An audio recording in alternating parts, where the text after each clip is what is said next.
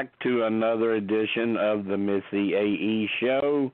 Tonight is a very, very special podcast. We have started our Survivor Memory podcast, and tonight we are going back to another one of my favorite seasons. Yes, I am using my clout as owner of the site.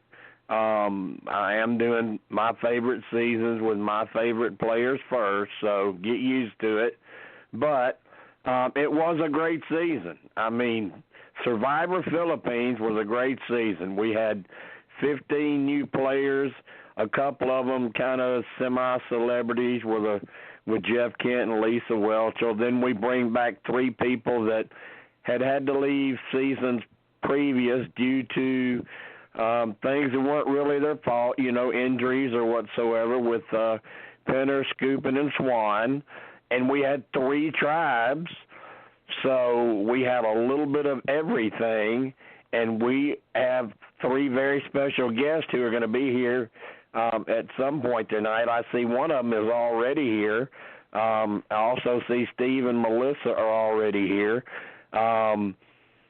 We're gonna kind of go way back to the start, and I really want to hear, maybe like how you got on the show, and then your first thoughts and your thoughts about which one of these 3 dudes am I getting. And you look around at your tribe, and are you feeling good? Are you feeling bad? And tonight we are scheduled to have Zane Knight. We're scheduled to have Abi-Maria, who I have had the pleasure to interview before, and we've also got my boy Artis Silvester, and I think Evan has just arrived. And our first Survivor guest that we've got here tonight is Artis. And Artis, let me go ahead and get all my apologies out of the way before I even do them, because I'm going to tell you that when I grew up, I had a very, very dear friend when I was in high school. There's a black guy, and he ended up being a state trooper, and we played basketball together, and his name was Alex Silvester. So if I mess up and say Alex tonight, I apologize already. Not a problem. But welcome to the show. And let's go ahead and get a little background on how you actually got on the show. Were you a fan? How many times did you have to apply? Was it a grueling process? How did all that work? Oh, I'm going to tell you. After watching season 1, I was freaking hooked. So yeah, me too. I probably hold the record for the amount of applications submitted. I went through all the different application processes before I finally got selected. I started applying at season 2. Wow! And you know they run 2 seasons a year. Golly, you started at 2 and got on 20. It took you 23 applications to finally get the call. Actually, it was only 21, because between 22 and 24, I actually was battling cancer. I had a battle. I didn't get to apply because I was dealing with a battle. I remember that. Right, and then as soon as I got the go ahead from the doctor, as soon as I got the all clear from the doctor to start working out again and get my strength back, the minute I got my strength back, I applied. And it happened to be season 25, and it was a grueling process to get on the show because I got a call. What about the process itself? Because I know it's changed over the years. I mean, it's not a huge secret that I know a lot of the people involved in casting and the players, the people that are doing what they do. And I know, well, you know, from talking to Jody, how much it changed over the years. Back when you were applying, what all did you have to do? What all did you have to go through? Oh, my God. First, you had to fill out that grueling application. And actually, Right. like I said, in the beginning, what they actually did is you filled out the application, then you got a call back to go to one of the regional spots that you had to, if you got that call back to go to one of the regional spots, you had to provide your own transportation to get to that area if they didn't have a stop in your city. Wow. And then there was another process. You had to go through at least 3 steps before you even got to even be considered to be part of the group that got flown out to LA. I never made it past the first stop. I really didn't. Yeah. I never made it past the first stop. I kept flying, even when they had it here in New Orleans. Barely I was actually hanging in New on. Orleans at one time, and they did. I even when I went to a casting call, I never got further than that first stop. And like I said, it was grueling, but I kept doing it. And, you know, it got to the point that I was submitting applications, and on my video, I was like, you know what? I'm not sending y'all another damn video. Y'all got 20 of these things on me. There's nothing else I can tell you. You know what? When Zane calls in, I'm gonna have him talk about one of his audition tapes, because one of his is very, very unique at how he ended it, with his little message to CBS if they didn't cast him. But see, now, I mean, I guess you would say it's kind of streamlined now, because now, you know, officially, you know, they send them looking around at your social media, looking for pictures, see if they think you're interesting. If they do, they'll contact you. Then they'll call you. Then they'll set up a Zoom, you know, or a Snapchat. So a lot of that traveling and expense you had to go through is gone now. Oh, yeah. And actually, when I finally did get a call from production, I actually got the guy that was my sponsor. He calls me up. And I didn't think about it when he called me because I was just so excited that he called. But the first thing out of his mouth after he finally verified who I was, he actually told me, he says, "You have got to be kidding me. This has got to be the worst audition tape I have ever seen in my entire life. If you can hear me, I'm going to try to hang on. JB, I got you on. Hang on.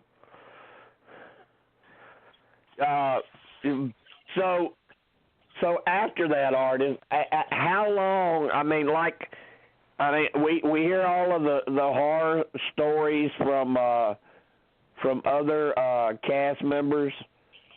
When you finally get out, you get to head out to California, and they give you that room, and they tell you, "Now, don't be looking at each other, don't be talking to each other." Right. Yep. How the heck can you do that? You know you're sizing people up, right? Oh, but see, I had it made. I'm not like everybody else. When I finally got out there, being a fan of the show, I already knew they only casting one black guy, so I'm just looking for all the other black guys. That's my only competition.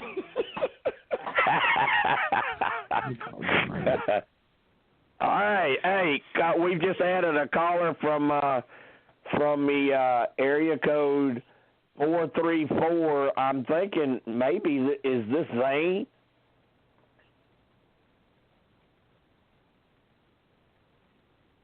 Or maybe not. Well, their call dropped, so we'll find out in a little bit. Oh, okay. Now, you know what? What was all right, let me ask you this, because this, and I don't really know how it would be, because you know, my opinion of myself is, well, hell, he wouldn't bother me. You know, I'm a badass, and you know, when you get to meeting Mark and Jeff, how did you do? It was crazy because production tells you not to speak to them. Don't talk to Mark. Don't talk to Jeff. And I'm like, okay.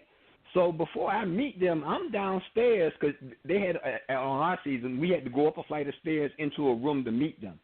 So I'm downstairs and I'm nervous about meeting them, but I'm okay with meeting them. But I'm trying to go through my head what I'm gonna say. I'm trying to anticipate what kind of questions they ask me, and Mark and Jeff walk right by me and say hello. And I'm looking at myself. I'm like, uh-oh, what do I do? They said not to speak to them. But it's rude if I don't say hello, and they right there staring right at me. So I said hello, then immediately ran to production and said, look, I just spoke to Mark and Jeff, but it's not my fault. They spoke to me first. What about when you're finally sitting down and they're grueling you, and you know, man, this is make or break. This is it. Oh, I got to shine right now and impress these men, and I'm on. Or either I go home. I really wasn't worried about impressing them. I was just being me. They asked me, Mark, I had all my earrings and everything in.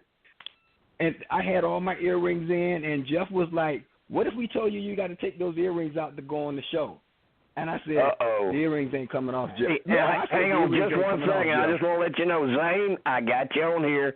Just hang on just a second. I'm going to get right to you because we're listening to the man right now talk about having to go in front of Mark and Jeff. Artis is talking to us right now, and Zane, I'll get to you in just a second.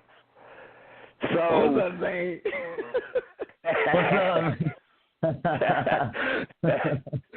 Zane just messaged me on Facebook, said, dude, I can't get on. I said, hell, you done dropped off twice.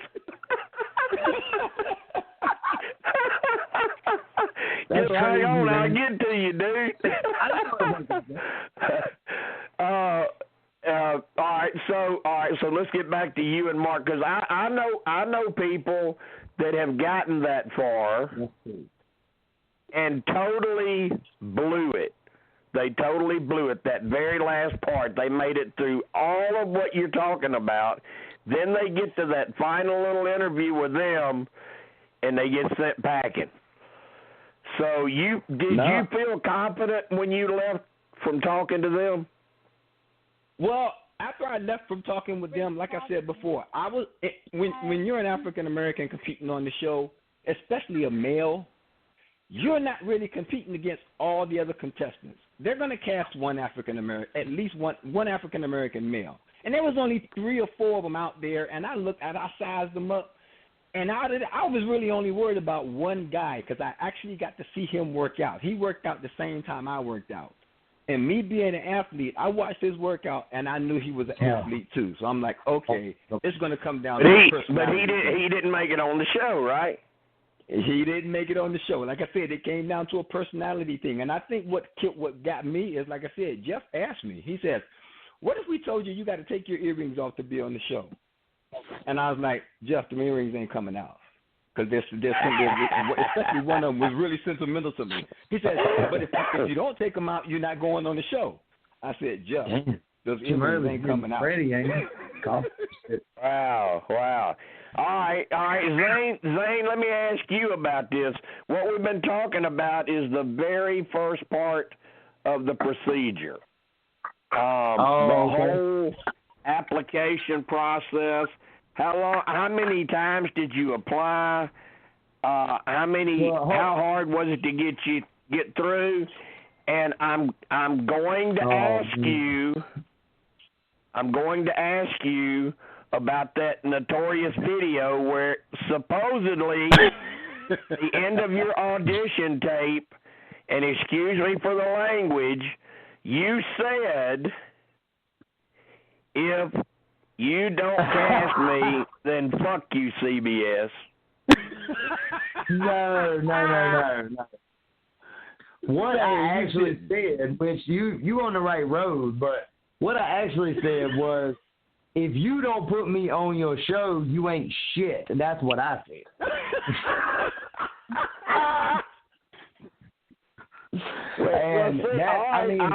My information was real close. Yeah, you was right on the money, but, So I want to talk about the thing that Artis go over was. your process a little bit. How long it took, what all you had to go through, how many times you applied. Okay. Well, I mean, anytime they ask me that, it always makes me feel bad because I hear all these war stories about people that's like, man, I tried out for 6 years and I never got a call back. And then all of a sudden, look, man, the deadline for the show for the Philippines was like at 11 o'clock at night or something. You had to have your application in by then. And the video was supposed to be like 36 minutes or something. It's you doing all this crazy shit. I never did any of that. All I did was send a 13-second video. I recorded it at work. I said, if you don't I'm Zane Knight from Danville, Virginia. If you don't put me on your show, you ain't shit. That's all I said. And then I am telling you, bro, for real, like, not even like a day. I mean, it was like 17 hours. I got an email. It was like, yeah, we want you. Yeah. Can you come? Like, can you leave right now? I'm sending you a plane ticket. I'm emailing it to you right now. Like, and I was gone. Like, I was there. Well, see, our information was you just heard two different sides of the equation because you got on. I don't want to say it was easy, but it was a hell of a lot easier than Artis got on because he applied over 2 decades before he finally got on. Well, no, and like I said, that was the craziest thing about it. And then when I got there, it was almost like they let me go so they could be like, oh, this kid doesn't know anything, right? Like, it's like, yeah, I want you to come. When I got on that little boat, and we started skipping across that water. They had these little things. They had these little things in the boat that had plastic bags in them. I one of them damn plastic bags. I think we've got Abby on here now. Is that you, Abby? Oh, my girl. That's my girl. Do we have you, Abby? Hey, girl. Can you guys hear me? Hey. Yeah, we can hear you. I love Abby. Me too. Hey, Zane, I have a confession to make. After I talked to you today and I told you who was going to be on with you tonight, and you said, oh, I love Abby, I sent her the message so she would see that because she deserves to see that because she's such a sweetheart. Abby already knows how much I love her. Oh, you guys are so sweet. Thank you so much. I appreciate it. What's up, Tribe? I send Abby messages on Instagram all the time, and I'm like, I love you. I love you. Yeah. All right. Zane, you have to cut. Zane, you have to cut that out. You're gonna make me jealous now. No, I'm going. What part of the country are you guys in? Right. Well, Abby, you know, I have been in California, but we're back in Arkansas right now. Due to when the COVID hit, we thought it was safer to get out of California and come back to Arkansas, and now we're stuck here for a while. Let's see. Zane, are you still in Danville? Yeah, Virginia. Which leads to another. Did you happen to know that's where Johnny Fair plays from too? Yeah, actually, he lives in Carolina, but it's really just across the line from. I mean, he just lives 15 minutes up the road from where I'm at. Yeah. Are you guys staying safe? What did Abby say? Are you guys staying safe? Do what? Abby, right now I'm under 10. I'm under 10 inches of snow. Oh. Wow. Damn. Oh my God. Wow. Yeah. And that's more than we got. It was 70 here where I am today. Global warming. Oh my God! I'm gonna be so mad at you. And my wife, my wife better not listen to this playback because she's gonna be ready to come back to California. But 10 inches, yeah. I mean, our youngest child, we can't even let them go outside or they'll be under snow. We got a little bit of ice, but we didn't get what y'all got. Yeah. We've got Evan's on here. Evan may be in the worst spot. One of our guest callers, Evan, who's one of our moderators in Whispers, he actually is in Texas. Oh, Evan. Ooh. Oh, wow. Look, everybody said, my family's there. My family. Yeah, everybody gave him a ooh, so you know the trouble he's gone through to make sure he could get on here tonight. Yeah, really. Did I hear Artis? Did I hear Artis? Oh, yeah, Abby, I'm here, baby. Yeah, Artis is here. How are you, Artis? I'm fine, sweetie. Artis is fine as long as you don't pull out an idol. Oh, wow. So long. I want to know if Artis still got those earrings. Of course, Zane. Come on, Zane. You know he still got them earrings. I am telling you something. Them shits are boss. That's boss right there. I love them earrings. I can't rock them, but you were doing it. You know what I mean? We got another caller. We got JB. He's up in Ohio. Melissa, where are you at? I'm in Colorado. We got one in Colorado. Teresa, are you still on here? Where are you at? I'm in Leavenworth, Kansas. Leavenworth. And Steve. Wow, isn't it amazing that we can all connect to everybody from like a different place in the country? This is kind of cool. It is. It's real neat. It is. And Steve claims the whole Northeast because he never knows where he's going to end up partying at night. So yeah, but he's mostly around the Boston area. Yeah, we've talked to Zane and we've talked to Artis about their application process. And I think yours would be interesting because of your background, where you're from, and then, of course, you end up over here. How was the application process for you? Was it hard? Did you get through pretty quickly? Did it take you a few times? It actually took me a few times. It wasn't easy at all.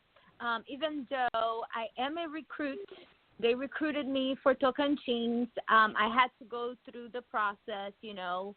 They were looking for a Brazilian American. You know, they added me on Facebook at the time. I think it was like 2008. They had me put together a video. At first they called me. I had a long 30-minute interview with someone. Then they had me put a video together. I sent it over.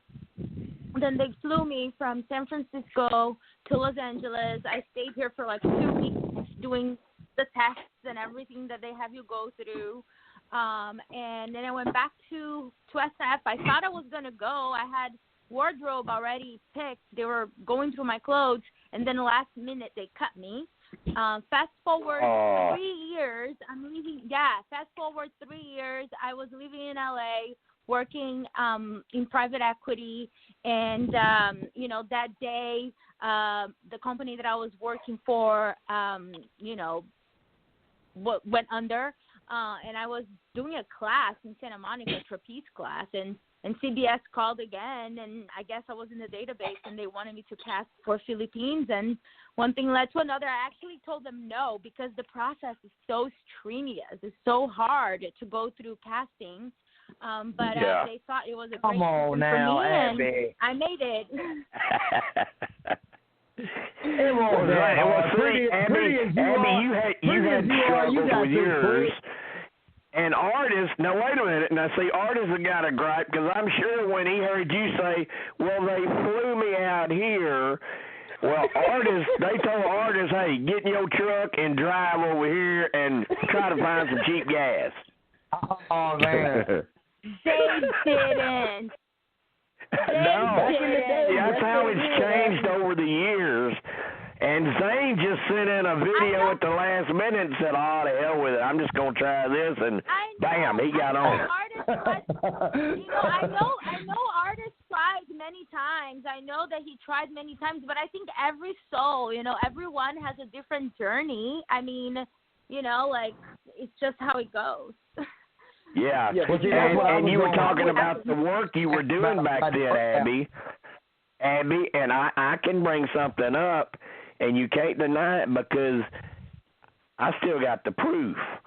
I know another job you had way before then where you were doing a little bit of dancing, nothing dirty, not any kind of, strip club or nothing like that. You know what I'm talking about. Pole dancer, Abby. Huh? You know what I'm talking about, Abby? No, I don't know what you're talking about. You don't know about the showgirl outfit? Ain't nobody won't talk about that. Oh, you're talking about my samba costume? That's not showgirl. Yes. That's a cultural Brazilian samba costume. That's carnival. That's a cultural. It's part of my culture. Oh, okay. It has nothing to do with showgirl. Yeah, that's kind of like a carnival thing. That's like a carnival thing, right, Abby? Well, I am going to be 100% honest and tell you I still have that picture saved because it was a rear view picture, and it was a very nice picture. So thank you for that picture. Wow. Okay. Okay, fine. But later on, let's get into the show a little bit. Let's get into your season a little bit. First, let's go to our callers on here. Does anybody have any questions from these three about their casting process, or you think we covered that pretty well? Covered it pretty well. I think you covered it pretty well, too. Okay, and you can see how it can vary, and I'm glad that Abby pointed out that they found her on Facebook because that's what, when Artis and I were talking about how it had streamlined now, how they do it now. That's a lot of what they do is they look online. No. They did not find me on Facebook. They were looking for someone that had my characteristics and went through someone that knows me, and then someone directed me to my Facebook. Nah, get it right, Jim. Don't make Abby mad. Oh, I'm not. Hey, look, me and Abby have had a lot of deep conversations in our past. We don't ever get mad at each other. We may disagree, but we don't get mad at each other. By the way, Abby, how's your mom doing? My mom is doing great. Thanks for asking. Good. She's such a sweetie.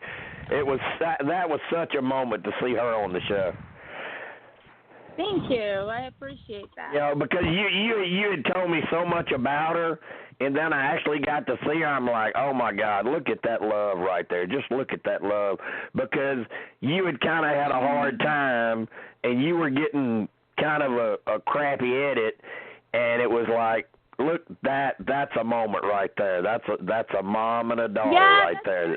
Because at that time I was recovering, all I did was stay in bed with a torn ACL that was under recovering. So I think I had a lot of time to talk to people. Oh, but that's so long ago. I don't even remember. We talked a lot back then because back then, of course, I was doing a whole lot more of the spoiling than I do now, and somehow I found out. I don't even remember how I found out, to be honest. I found out about Abby was going to be in the new cast, and I knew some of the others that were going to be in the new cast. All I kept hearing from the people that would tell me things is, oh, my God, wait till you see this girl. This girl is going to be a star. You are not going to believe her, Jim. Just wait. I'm like, man, I have got to meet this girl.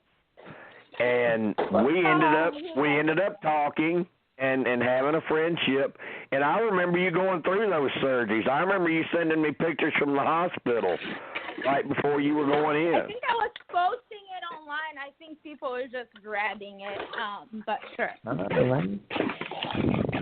I remember those because you either, in those pictures from the hospital you sent me, you either look whacked out or in a lot of pain. Yeah. That sounds like crazy. But getting to the show, when you get out there, there's 15 of you. So, and then you see, you're going to have Swan, Pinner, and Skupin. Now, be honest. I'll start with you, Zane. Be honest. Oh, damn.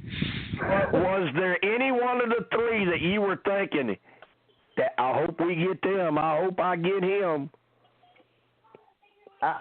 No, it wasn't. Like, I saw him get on the boat, and all I thought was, all right, like, these 3 more dudes. Like, I swear to God, man, I had never watched Survivor. I knew what it was because, everybody knows what it is, but they sent me a huge stack of DVDs, and they were like, we need you to watch all of this. We need you to watch all of this because this is going to prepare you. And, like, the day before I got ready to leave, they were still sitting on top of the DVD player, and I was like, oh, man, I got to send those back. You know what I mean? Like, so you did like, I know everybody knows, and I talked about this on last week's show because we were talking about that season.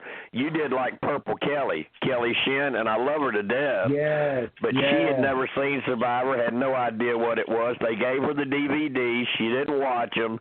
And the first night out there, when it started getting dark, she asked Brenda Lowe, what time do we go to the hotel? Yeah. You realize how real that it really is when it was so cold, man. I laid down beside the fire. We had a fire going the first night, and I knew they thought that like I was lying about that, but we really did. We got a fire going like 15 minutes after we were there. Russ and Malcolm were like, man, preppers. They like went to it. We had fire. You know what I'm saying? They just showed me what to do, and I was like, all right, I got it. I'm working the little piece of wood, and he's like, they're blowing on it. It's like, okay, here we go. Boom, we had fire. So I slept beside the fire all night and just poked it and kept it going. I was so scared it was going to go out, The thing that I want to talk about, the workout. Abby, were you a fan enough or know enough about the show to where you were wondering or thinking, ooh, I want Swan or I want Pinner or I want Skupin? Yeah, I was a huge fan of the show. I've always been a fan of Survivor. I started watching when I used to live in Sweden. I used to watch the Swedish version, and I always loved the show. I was surprised. I actually wanted to be in Penner's tribe because I was a huge fan of his season.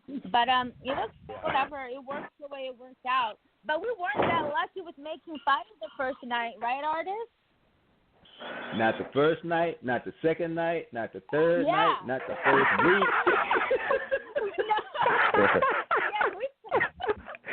Well, Artis is like I am. He's watched ever since Richard Hatch got naked. So, Artis, was there anyone that you thought you might click better with, either Russ, Pinner, or Skupin? I didn't want any of them, but I had to play it off. Yeah. So you was the man, I don't want these returners out here. Well, see, I knew Pinner was a playwright. I said, Pinner, if they let Pinner is going to run this damn game. So in my mind's eye, as soon as I saw Pinner get on the boat, I was like, we got to get him out of here. Some kind of way he got to go. Right. Right. Who knew Lisa Welchel? I didn't know her at all. I didn't even know what I'm going to tell you, I didn't even know what the Facts of Life was. I was like, me neither.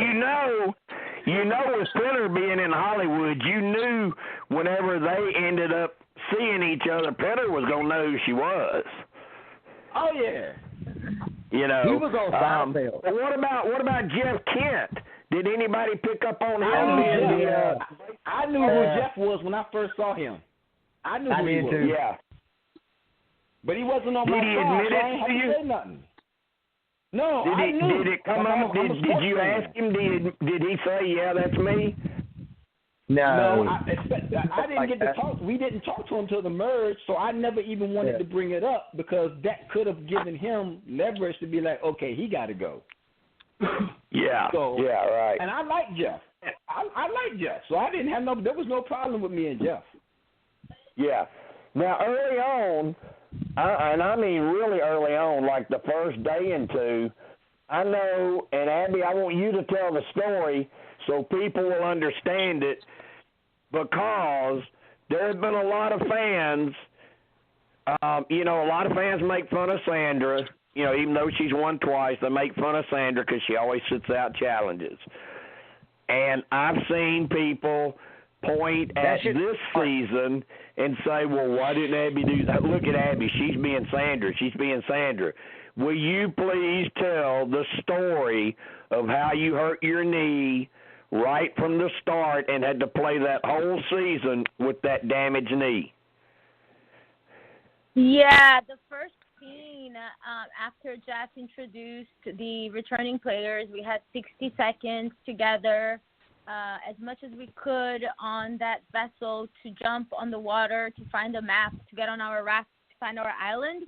So during that process, when I went running and I jumped to grab the firewood, I tore my ACL when I landed, and we had no idea my ACL was torn, but my knee just kept on popping out. I didn't know what an ACL was, but Pete told me that his sister had torn her ACL, and I kept on telling him what happened to my knee, and he's like, I'm pretty sure you tore your ACL. So it was like a tribe decision to sit me out, and that's why we kept on winning, because they didn't want to put the weakest link. Why would they put me there when my knee is giving out on me? So that was a strategy on our side, so that we could keep on winning. Exactly, but I want people to understand that is the reason. It's not that you just didn't want to sit out. I mean, thank you. When you talk about having a torn ACL, I mean, and then you lasted as long as you did. I mean, and I know with Artis, knowing sports, and Steve and all these other people knowing sports, a torn ACL, I mean, there are pro athletes that it takes nearly a year for them to get over surgery after that. I mean, it took me a really long time to get over it. When I came back to LA, they sent me to go see the doctor. The doctor did the MRI, and I went to surgery right away. They had to do a whole reconstruction of my ACL. I was with my knee on a cast for 6 months. Then I had to go through physical therapy for like about 2. And when I was done with physical therapy, then I went and I did the whole thing for second chances. So I feel like all of my 30s I dedicated to Survivor. Really, I feel like I've had a career of surviving. I do too.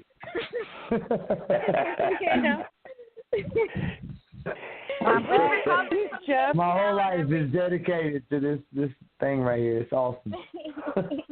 I'm glad everything worked out. But Artis, did any of y'all pick up on that? Could you tell she was hurting?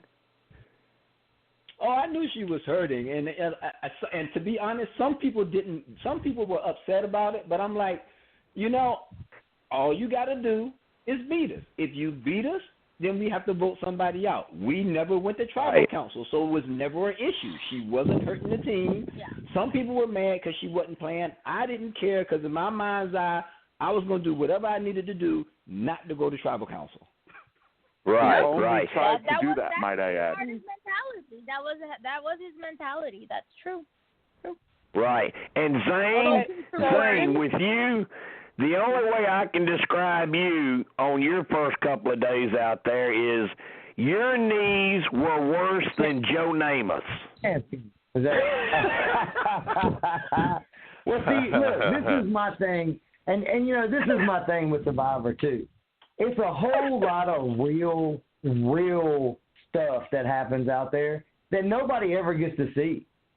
Like, whoever the editors are need their ass kicked. You know what I'm saying? Like, we did a lot of stuff that would have been way better. You should have let us make the show. You know what I mean? Like,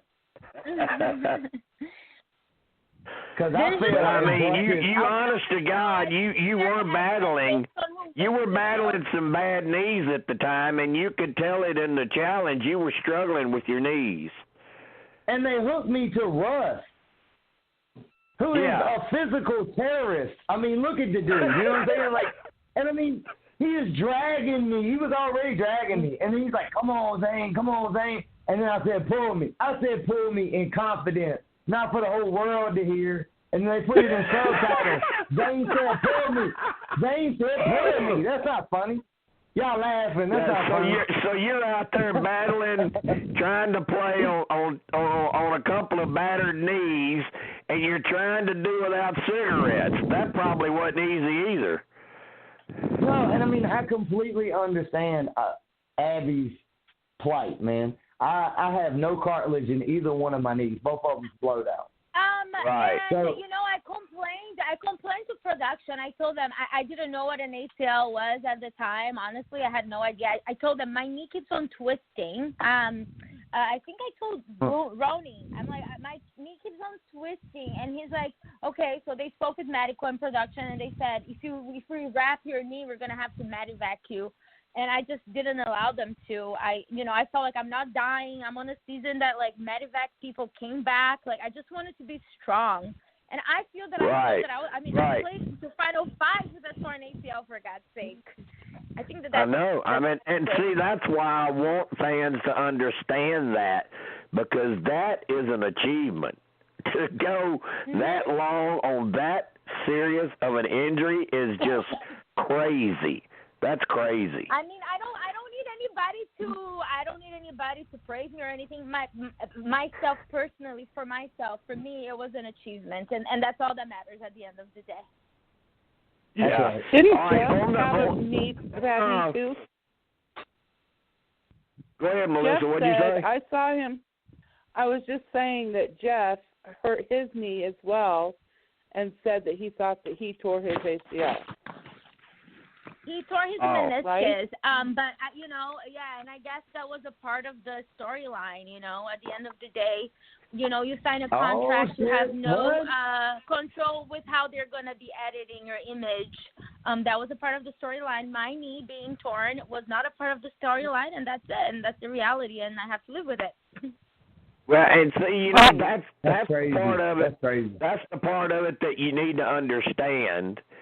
And unfortunately for Abby, she was chosen that season to get a villain edit.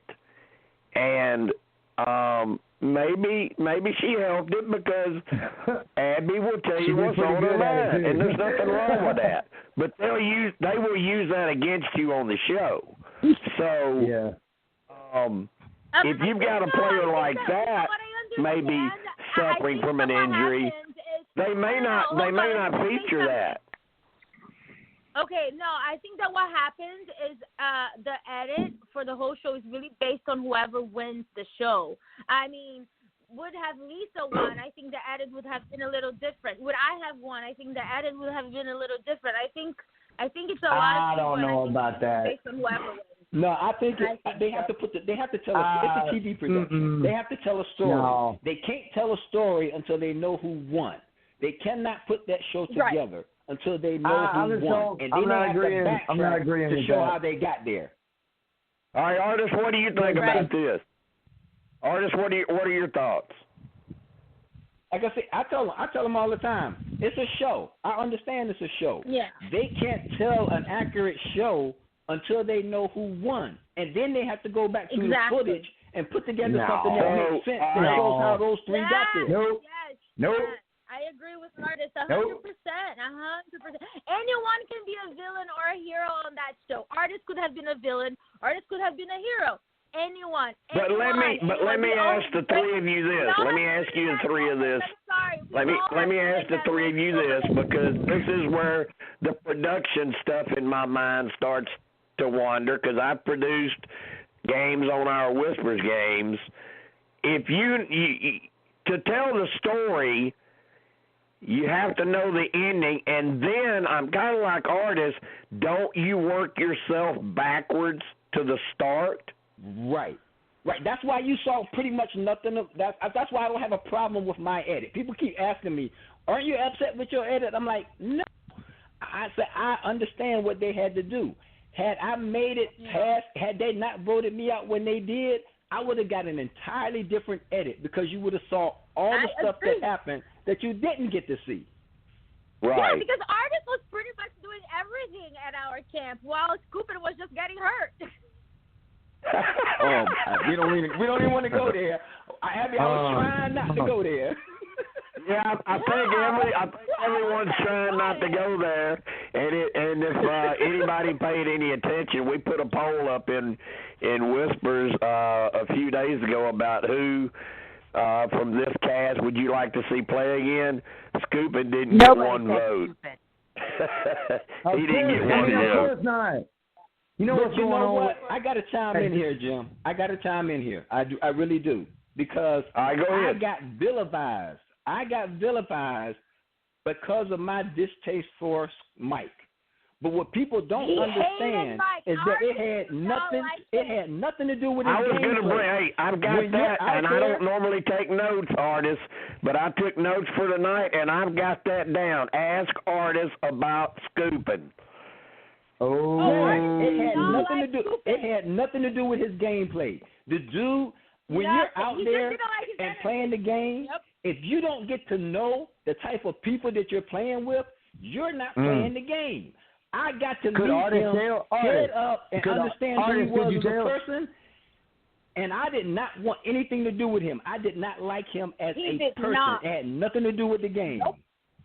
Nope. I remember he did not like. Could you tell what a weirdo that he was? I mean, like, did it ever hit you like one time?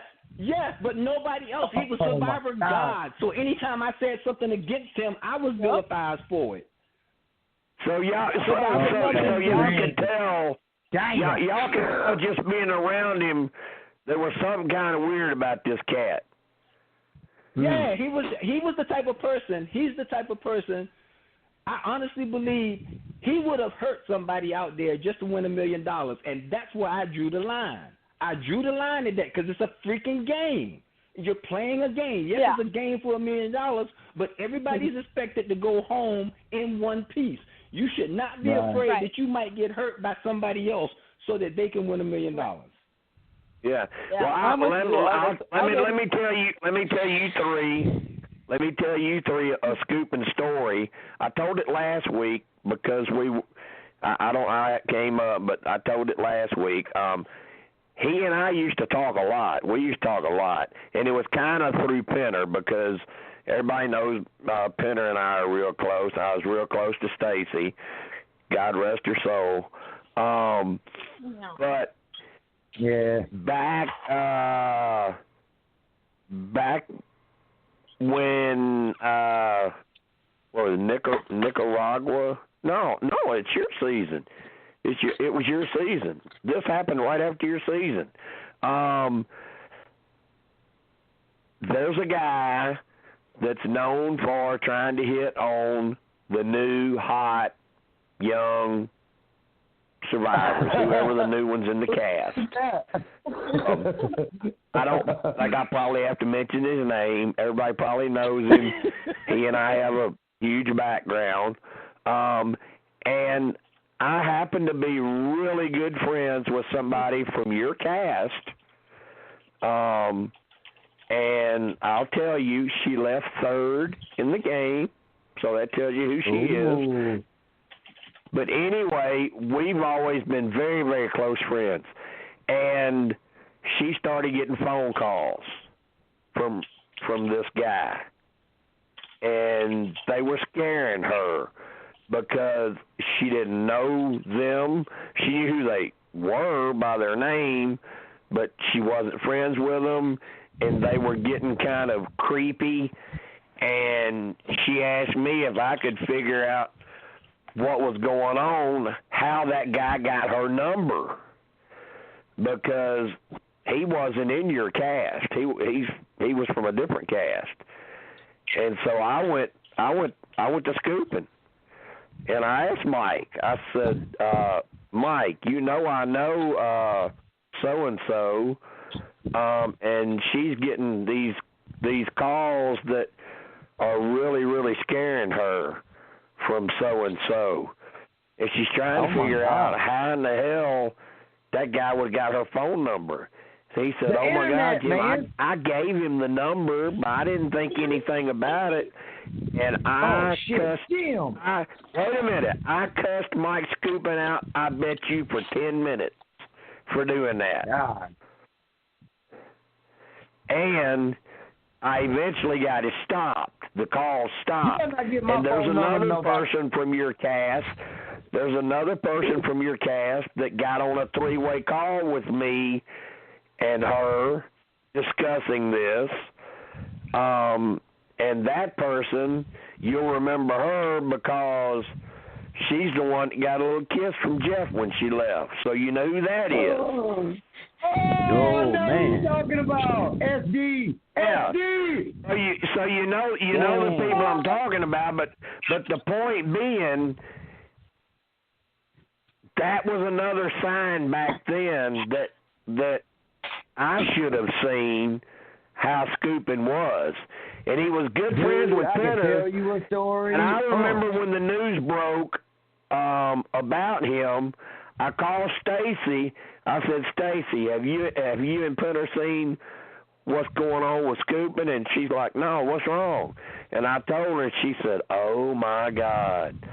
And they just totally distanced themselves from him, too.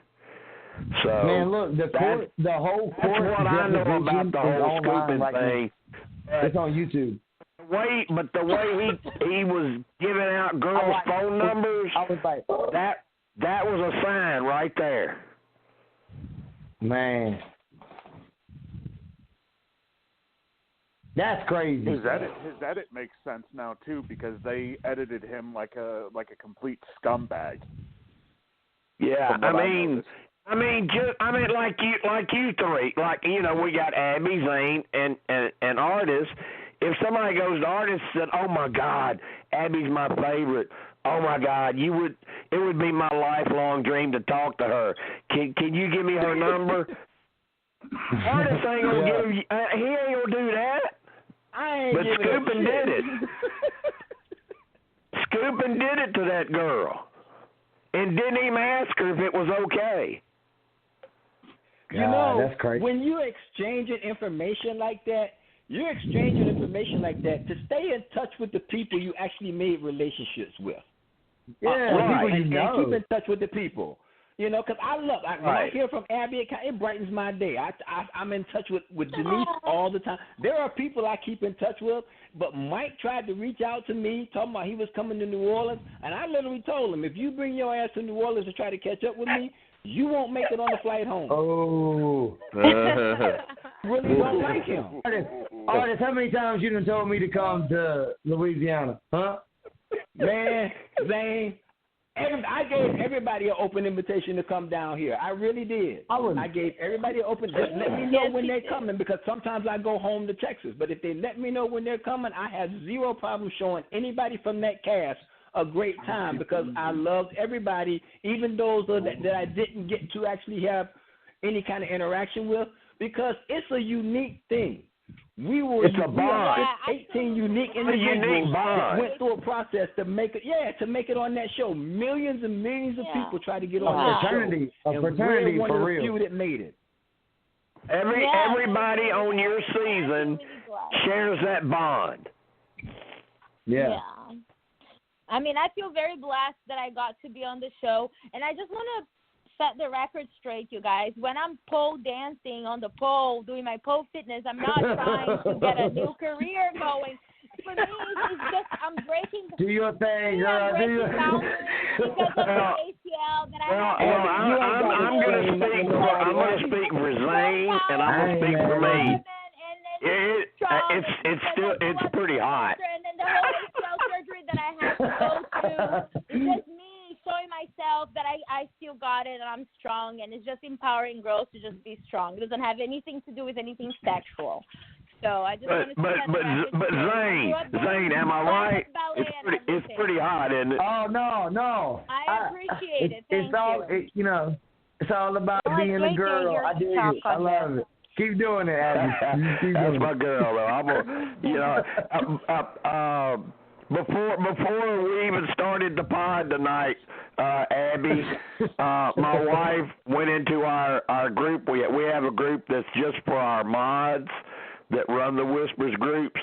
She went into that group and she told everybody, y'all be nice to Abby tonight. Because she likes you. Thank you, but the background. Yeah, we're under strict orders.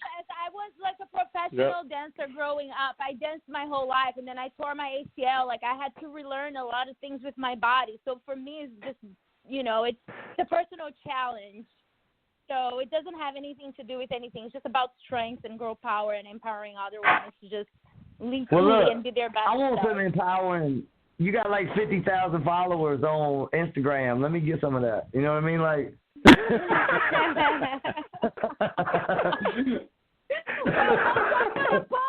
Empower me. You know what I mean? Like. All right. Okay, Zane. I'm officially taking over your management, and I'm going to tell you how to get you at least 10,000 followers this week. All right. Wear a thong and dance on that same pole like she did. Look, I don't want to put Abby out. You all right? guys. If I get on the pole, it'll change the game. I mean, like, they had to restart to the whole pole dancing thing because they ain't got on it. You know what I mean? All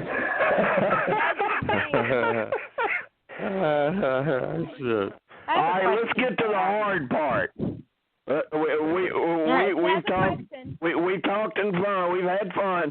Now let's get to the hard part that may be kind of hard for people to revisit. Of course, Zane, you had the unfortunate. Guys, I gotta go soon. So let's do this quickly. And then someone had a question. Okay.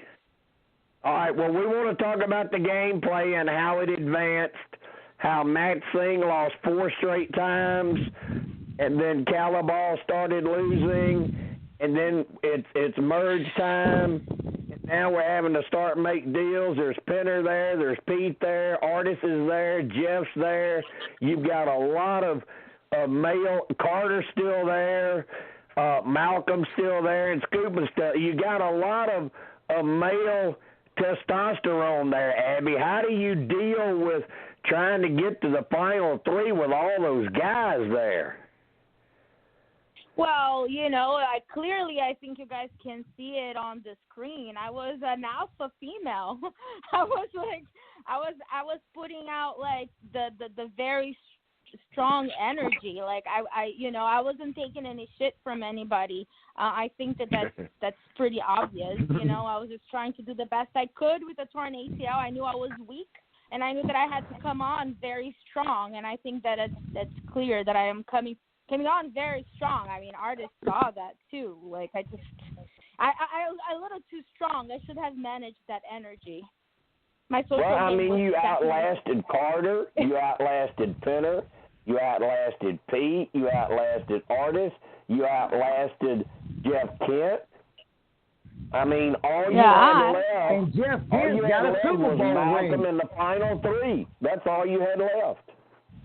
Jeff Kent's been to the Super Bowl, Abby. I know. Super Bowl. I want to say Super Bowl. You know what the hell I was talking about. World Series. Like, whatever. You know what I'm saying? Abby, is there anything you could have done differently when it got down? I said Super Bowl. You know what I'm saying? Don't bomb me tomorrow. They're going to be like, they didn't know what the difference was. You know what I'm saying? There's so much I could have done differently. Like my social skills towards throughout the whole game was terrible. I mean, I could have handled Lisa in such a more gracious way. I was really in a lot of pain, and to me, when I think about my time in the island, it's almost like surreal. It's almost like a faraway dream.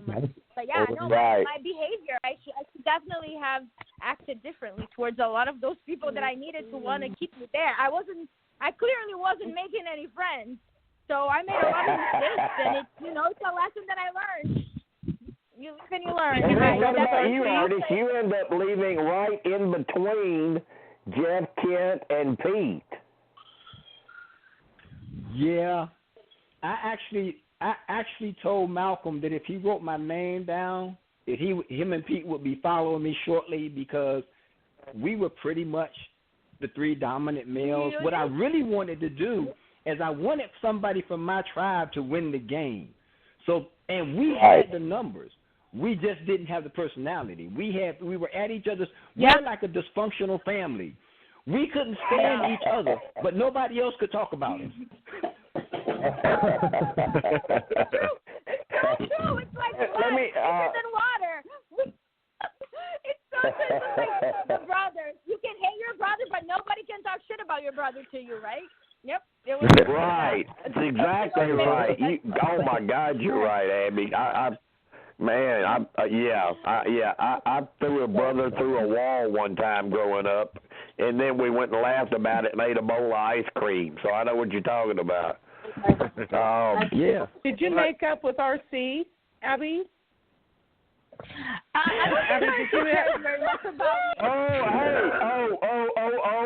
Trying to stay away from this.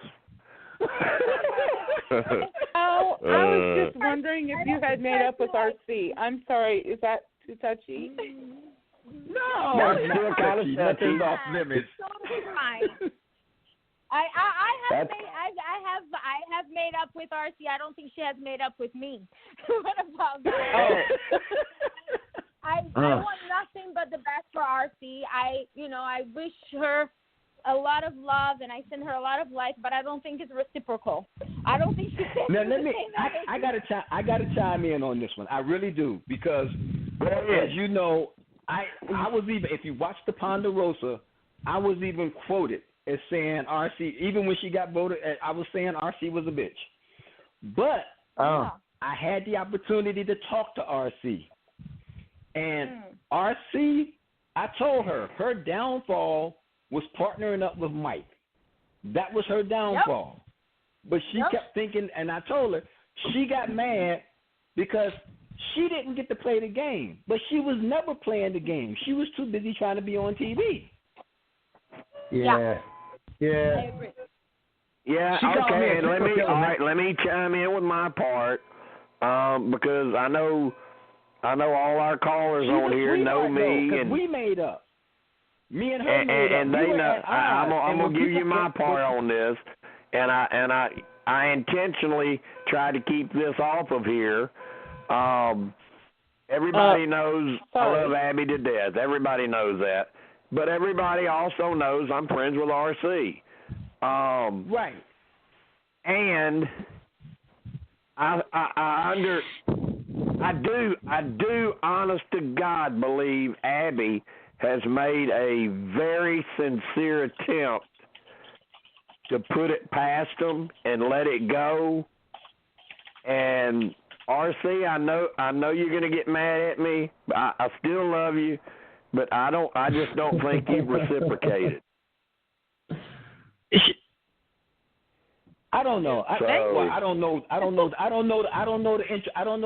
the little things between Abby and RC. But I can tell you that my interactions with RC, she's a sweetheart. I met her family. Oh, she has been sweet. Right, and Artis. Anytime we've ever had anything, I mean, we talk on the phone or we text or whatever. She's as sweet as she can be. I'm not saying anything against her. I'm saying in this particular rivalry, I think Abby's gone further than RC has to try to put it behind them. Yeah, and it's weird, though, because it's a game. I told everybody. Everybody's like, you didn't get mad at Abby? I'm like, no, it's a game. Abby played a character in the game. If you got to talk to Abby outside of the game, you would understand she is a sweetheart. So I had zero problem with anybody's gameplay. The problem is a lot of people can't leave that gameplay in the game. Like me and Dana.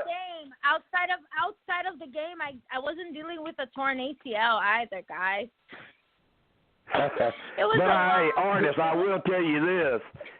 It's easy for a couple of dudes to battle at it for 39 days and then go home and laugh and drink a beer about it than it is two women. Oh, yeah. I got to give you that one there, too, Jim. Yeah, they sent that shit to the grave. Straight to surgery. I got back to the U.S. I went straight to surgery. I didn't have time to heal my body. I went straight under the knife. I was, like, watching myself I know you like a did. crazy person. I know. I saw you from the hospital. I know you did. It was I really know hard, you did. So. And RC did have. I guess most people know this by now. RC did have another chance to play again with her father, but they got out there, and of course, y'all know from playing they do a physical, before it starts, and her dad didn't pass the physical, so they sent him back home. Oh, right. Right, yeah. She called me about that when that happened. She was really heartbroken over that. Yeah.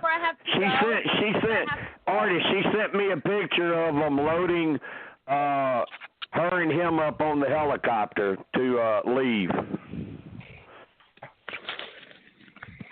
I heard Abby say she's got to go. Bye, Abby. I love you, baby. Love you too. Well, I have a question Bye, for Abby. real quick. I have Bye, a question Abby. for Abby real quick. If she can take Thanks, a Abby. question. Hey, Yeah, Abby, ask me. That's what I'm trying to. Wait, you got a question, Abby? Somebody wants to ask you something. Yes, I want to answer everyone's questions before I go. That's what I was trying to say. Let me answer all the questions before I go. All right, who's got a question? Okay. I do. I do. All right, Melissa, you're up. Go ahead. No, honey, I already asked my question. Oh. I was the one that asked the thing about RC. Who was that, Teresa? Teresa has one. Yeah. Okay, go ahead, Teresa. Abby, I want to preface, Abby, say that I've been watching you on Facebook the last few years, and I've really enjoyed talking to you over things. But what the question I have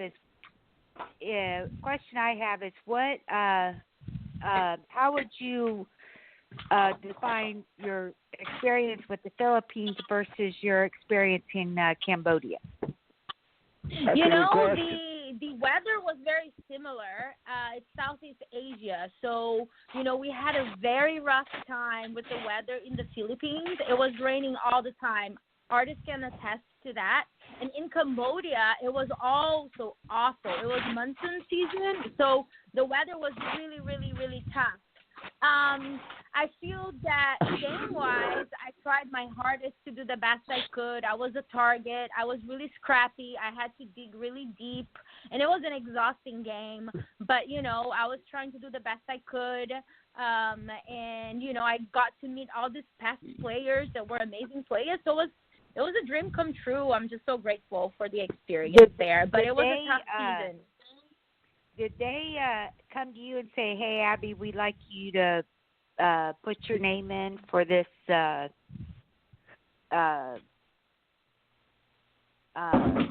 season where fans choose? Or yeah.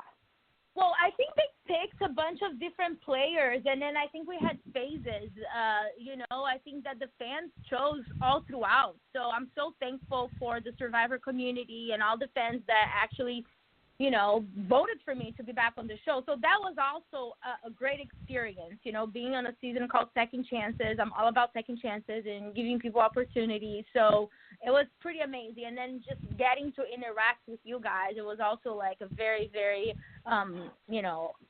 great experience for me. So, yeah, and Whispers got very involved during that season because we were promoting certain people and I was doing little interviews in the groups and trying to get votes for certain people. And I think we had a male caller, I thought I heard, had a question for Abby. Yeah. So basically, first off, congratulations on being the first, a part of the first tribe to successfully make it through to the merge without even having to go to tribal once. Thank you, and I have to thank that to Artis and Peter. You know, they were the muscle, like, and we were strategic. So I think we have to thank the whole tribe. I think that strategically, Dang might as well be one of the best Survivor tribes ever. That was a good tribe. That was a good tribe. Once you guys got to the merge, obviously there was talk about an idol, you know, whether or not Penner had an idol. Penner was one of the first targets. But yet, once RC went out that very first boot, it seemed like that started the domino effect of the fall of the Tandang Alliance. Do you think that crazy? Things would have... Same thing happened with us because I left first. If I had stayed, it would have been okay. Sorry, I don't know, Zane. Y'all were pretty pitiful, Zane. But sorry, what's the question? So then we were acting like a dysfunctional family. Huh? Yeah, but do you think that if you had placed the other votes instead of on RC, say on like Jeff Kent, who went next anyways, do you think that maybe perhaps you would have been in a better position to where maybe you would have had a shot to make it to the end? You know, maybe perhaps, could have, been a better move then, but I think I had lost completely faith on RC and Skupin at the time. I don't know, but maybe I should not. I don't know. I was really going with my instincts. Maybe perhaps. What do you think, Artis? Do you think it would have made any difference? I was getting ready to chime in here, and I'm going to take responsibility for this because if I could have buried my hatchet, if I could have buried the hatchet with Mike, I can guarantee you somebody from Tandang would have won that game. I knew because of my rift with Mike, I knew the minute he could, he was jumping ship, and that was going to be our demise right there. Was that. Yeah, that was. Who do you think it would have been? And we were so close. We were really we didn't like Mike, and then I think that was RC's demise, her getting too close to Mike. We didn't like that. That's so long ago. So who do you guys think that would have? Do you guys think that would have pushed Malcolm to the final three? No.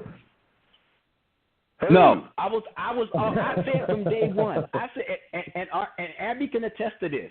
I said from day one there was a challenge that we should have lost, and we were all set to lose it. We was all set to lose that challenge, and we ended up winning. Once we got back to camp, I actually told everybody, we do not have to play. We can make sure that somebody from this tribe wins. All we have to do is stop trying to play the game and just vote everybody else out. We have our entire tribe going to the merge. We have the numbers. Right. But once that rift came with me and Mike, I knew that was the downfall of it. And then Lisa with her double agent BS, that was it. We was done. Yeah, Lisa was a big downfall to that too. Yeah, she had a big part in that. Yeah, she did. Because y'all had the numbers. I mean, you should have just rolled. Just roll. And I didn't know how to handle my feelings throughout all of that. Like, I was just really wearing my feelings, my emotions in my sleeves. I definitely did not play well. Gosh, emotionally, I was all over the place. So I would take blame on that, too. I should have controlled myself. Yeah. Yeah. Let me, is there another question for Abby before she has to go? Would you play again? It depends, I feel like I gave you guys all of my 30s. The first time I was trying for Survivor, I was like 30, and then I was, or 29 for Tocantins, and then I got on the show, I was 32, and then surgery, and then I was back again, and then, now I'm 41. I think I have to focus on my personal life. I want to find my significant other, build a family, have kids. I don't know. I think I need to focus more on my personal life rather than Survivor. Even though I love you guys and I love the show and I will forever be a fan, it would really depend on where I am at in life. Yeah, you need to do like I told you. You need to do like I told you earlier today, Abby. You need to have some cute little babies. Thank you. Yeah, it takes a lot. I mean, Artis and Zane. That's what I told her this morning. It takes a lot out of you and your personal life because it's not just the game, and then there's like everything else in between. It really takes a lot out of your life. Playing Survivor is not just an easy feat. You go there, you survive on an island. It's not a joke. It is not a joke. Oh, no, there's an afterlife to it too. There's an afterlife. Yeah, it's not a joke. It really took all of my 30s away from me. So I feel like I need to take my power back. All right, listen, I've got a question. I've got a question before you leave, but it's for all three of you. It's for you, Zane, and Artis. That season, they had a Sprint Player of the Year, and I believe they won $100,000. Lisa Welchel won it over Malcolm by 0.07%. How many of you three believe that? I don't at all. You know, I believe it because Lisa is like famous. Isn't Lisa famous? So I think there's more people to like. I don't at all. Lisa wins anything. It ain't got nothing to do with Survivor. It's got everything to do with who she was back in her TV days. Yeah. Yep. Yeah, exactly. Yep. Exactly. Because I mean, even if you're not, then you know who Malcolm was. Even the finale was weird. How so? How was the finale weird? How so? Because she stayed in her own little area. She had her own little people around her. Like, even when we were all in the same room, you know, we were all in the same room. She was over there by herself in the little corner. Like, I had to ask, could I take a picture? Like, can I get a picture with you? Like, and she was like, yeah, okay. And it was blurry. I was like, no, that was blurry. She was like, no, you got your picture. Like, no, you got it. Back oh, up. My God. Oh, my God. I will. What a diva. I will tell you three, in fairness, about the show, I did contact Lisa twice. And she said, no, Jim, I'm busy. Is that what she said? No, she didn't even give me that. She didn't even give me a reply. She didn't even reply. Do you guys have any more questions for me that I can answer? That's pitiful because I know that's worse. I'd rather hear no instead of just ignore me, you know? Exactly. Yeah.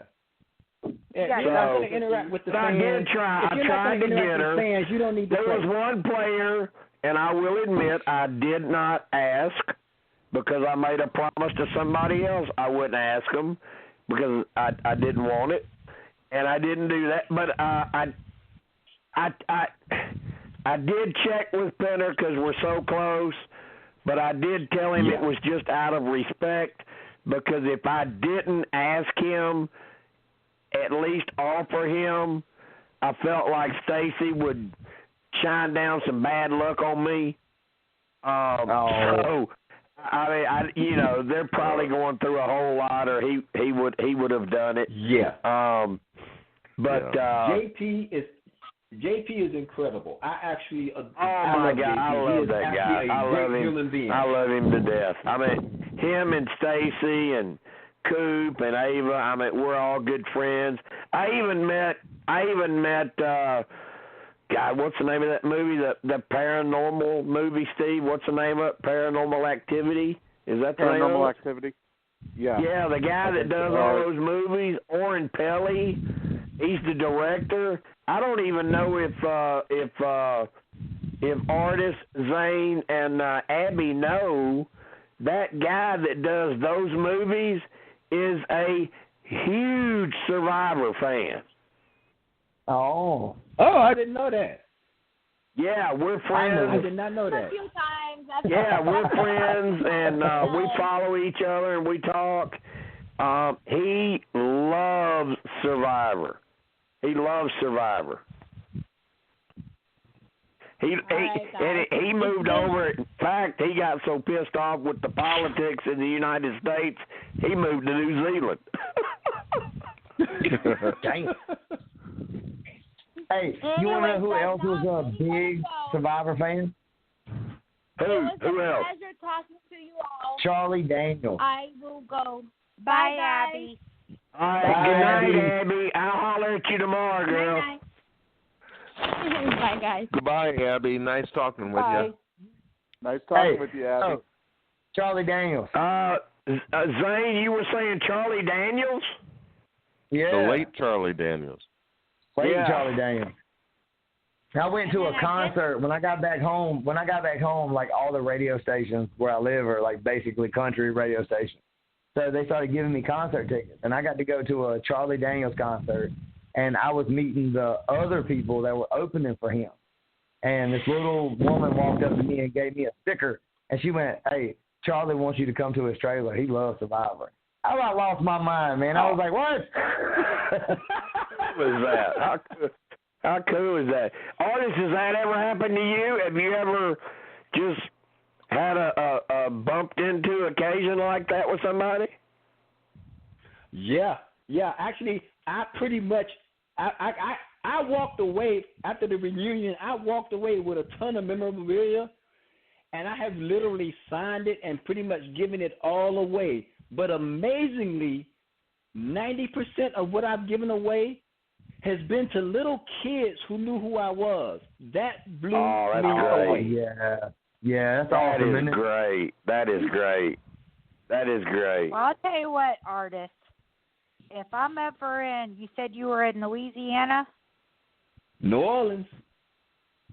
Well, I know my daughter lives in Jackson, Mississippi, and we plan on making a trip sometime when we're seeing her to New Orleans. I'm going to have to buy you a cup of coffee. By all means, let me know. I mean, I go through Jackson because, y'all don't, I'm an avid bowler, so I tour around the southern region bowling in tournaments. And at least twice a year, I go to Jackson to bowl in a tournament. Okay. And I will say, I remember this post you said about back in 2016 that still cracks me up to this day. I always think about it. You said it was during Survivor K-Rong, and you said that if anybody deserves to be the sole survivor that year, it's that damn chicken. He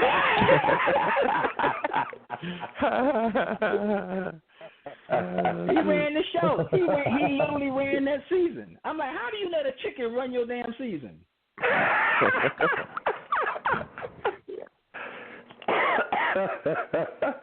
Put the necklace on the chicken. Didn't need it. He had immunity. Oh yeah. Artis, I used to live in Jackson. Really? Yeah, I lived. Actually, it was right outside of Jackson. Right out. It's called the Madison. It's there's a little reservoir out there, water, and I lived out there. It was back when the New York Mets AAA baseball team played in Jackson. So that's when it was. Darryl Strawberry actually played there. Oh, I didn't know that. Yankees Yeah. all day. Yankees I lived in all the day.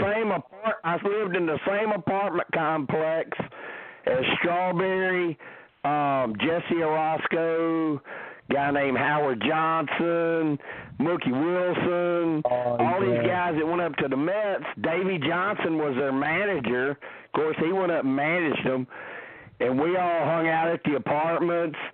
And when they had an off day, we'd shoot hoops, and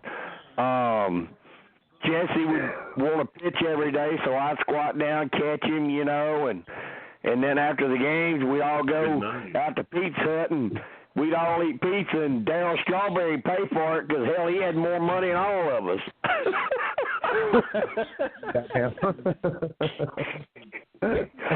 You're showing their Jim.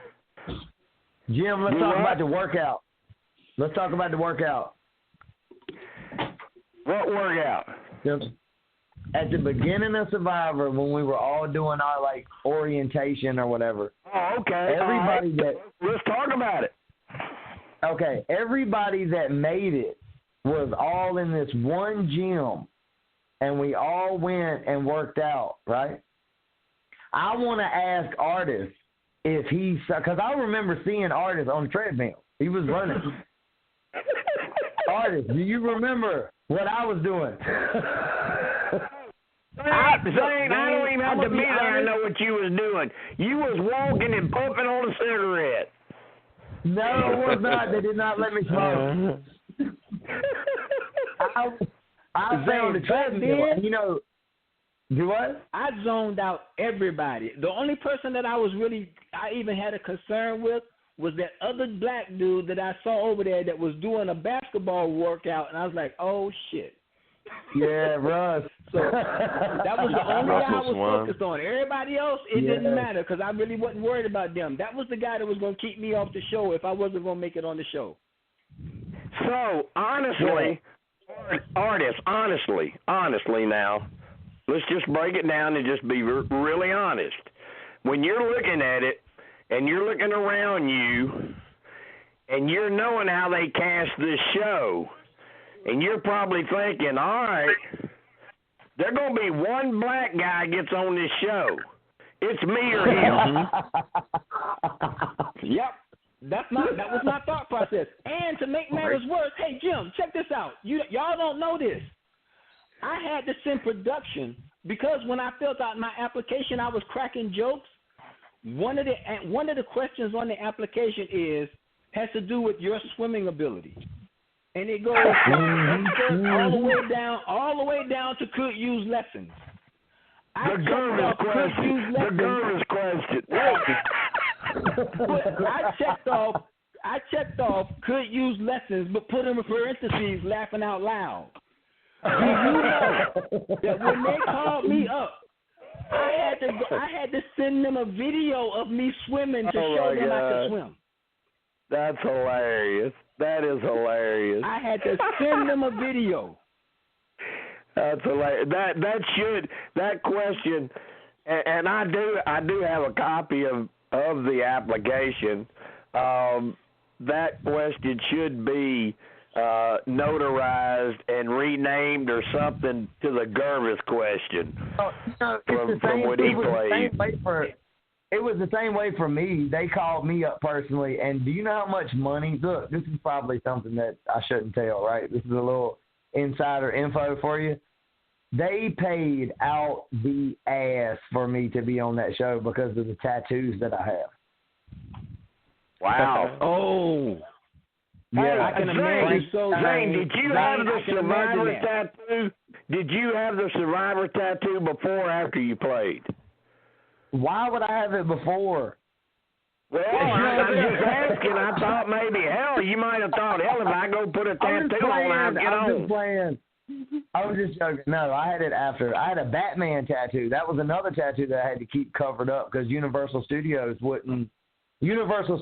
owns the rights to Batman and Superman, and they wouldn't sign off.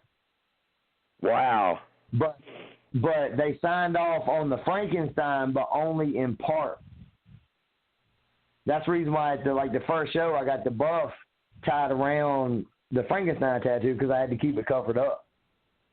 And then as the show started, really growing fans or whatever, it started taking off. That's when they started showing their own clips. Like the scene where I'm pointing at the Frankenstein tattoo, they told me I couldn't do any of that. And then they came to me later, and they were like, okay, now we can record it. All right, go ahead. We want to ask you about this tattoo. And it was like, oh, my goodness. The Yankees tattoo, they had to pay for. The MLB was like, no, we want some money. If it's going to be on there, which I don't understand because you think about it, it's like free advertising. You would think that they would be like, that's what awesome. I'm thinking, too. I was thinking the same thing, Zane. That's free advertising. Yeah, but no, they were pissed. They were like, we don't know this white boy. Come on here and have him tell him, hell no. They're doing that. It's like, honey, pay me in case this shit flops. They're like, here's another thing y'all don't. Like I said, had I made it to the end, there's all kinds of shit that y'all would have known. I had to change my whole strategy day one when we hit the island, because when you get together, you start giving your introductions. I wish Abby was still on. She'll attest to this. Day one, we haven't even got to know each other's names yet. Everybody on my tribe said they were scared of me. Every single person said they were scared of me because if I don't smile, it looks like I'm mad, and they thought I was pissed off. Day one, we don't even know each other. Well, Artis, I can tell you this. If I were ever on Survivor and I could pick two people that I know that I would want to be in an alliance with and that I know I could trust and we'd stick together, it would be you and my boy TD, Tyrone Davis. That would be, me, you, and TD. Hell no. Zane makes no alliance stopping with everybody. Wouldn't be no stopping. I was like, I got to figure it out. Look, I want to be friends with you and you and you and you. But don't tell nobody. Everybody, we just keep it to us. You know what I'm saying? Everybody thought. I think we just added another caller. Wait, let me get. I think we added Paul. Paul Stein, is that you? Do we have you on the air? Everybody thought that me, Pete, and Abby were in an alliance, and we weren't. Not a secret alliance. Now, Pete and I were, but that was because during one challenge, that challenge where you had to throw the ball and hit those pots. Pete was supposed to throw the ball. We just said Pete was going to throw the ball. But after I ran my leg, I looked at those things, and that ball and those pots looked like the ball, and they looked like bowling pins. So on my way back, I told Pete. Oh, man. I said, Pete, switch up. Let me throw the ball. And he said, okay. And we swept that challenge because on my first throw, I cracked 3 of the pots. And then on my next 2 throws, the rest of the pots went, and we won that challenge. On the way back, I told Pete, thank you. You will never have to worry about me voting against you the rest of this game. So Pete was the only one. I did the stupid thing with Lisa, but then I told Lisa, I don't care how you play, because I told her, we made the same deal. I won't write your name down, you don't write my name down. But I also told her, I don't care how you play. Play any way you want to play. But if you do something that might affect my game, let me know, and I'll do the same. And when she did that double agent shit and didn't let me know, Lisa didn't play that way. She was like, can we talk? Lisa didn't keep her word to nobody, really, in the end. Right. And I told her when she wanted to talk because she knew I was pissed. And she was like, are you mad at me? And I lied. I said, no. She said, we good? I'm like, yeah, we good. I told you, I'm never going to write your name. I told her, I'm never going to write your name down. And when she got the final tribal, I got up there and I told her, I said, Lisa, I made a deal with you day one.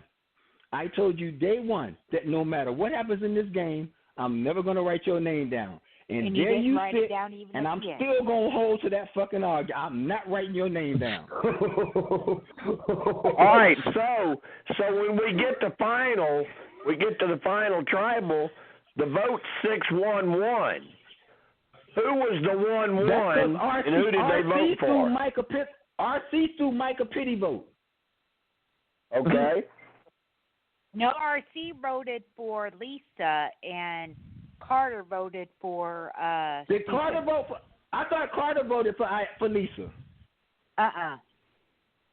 Oh, okay, because RC told me she voted for Mike. I was like, that was stupid. Well, everybody voted for me. All right, a couple of more questions about this, Zane and Artis. Zane, you weren't around a long time, but did anybody pick up on the little flirtation going on between Abby and Pete? Yeah. No. Oh, well, you know I did because it was in my house all day, every day between Abby. Yeah, I figured you had like, what to. the hell y'all got he going probably on? saw it. I saw Malcolm and Angie. That's what I saw. I was there. Well, you didn't have long enough to there. see a whole lot because that wasn't really anything. Well, I mean, come on now. Like, If you're if you're Malcolm and you see Angie, I mean, you're gonna try. yeah, I know, right? Sorry, Like, yeah. I gotta weigh in here. I'm telling y'all this. I don't care how fine she is. When you playing that game, if you making out with somebody out there, you just nasty because we are absolutely filthy, disgusting. Please tell it. Please tell it. Tell it. You can't brush your teeth. You can't wash your ass. If you out there messing around, you just nasty. Shitting in the ocean. We were shitting in the ocean. I'll say this, and I hope my wife don't listen to the playback, but Angie pretty damn fine. On the first day, that's what Artis was just saying. On the first day, everybody looks good, but give it a week and a half in. I'm gonna tell you, I scared the hell out of myself when I got voted out, and I went back and I got to look at myself in the mirror. I looked like a homeless crackhead. I was like, oh my God.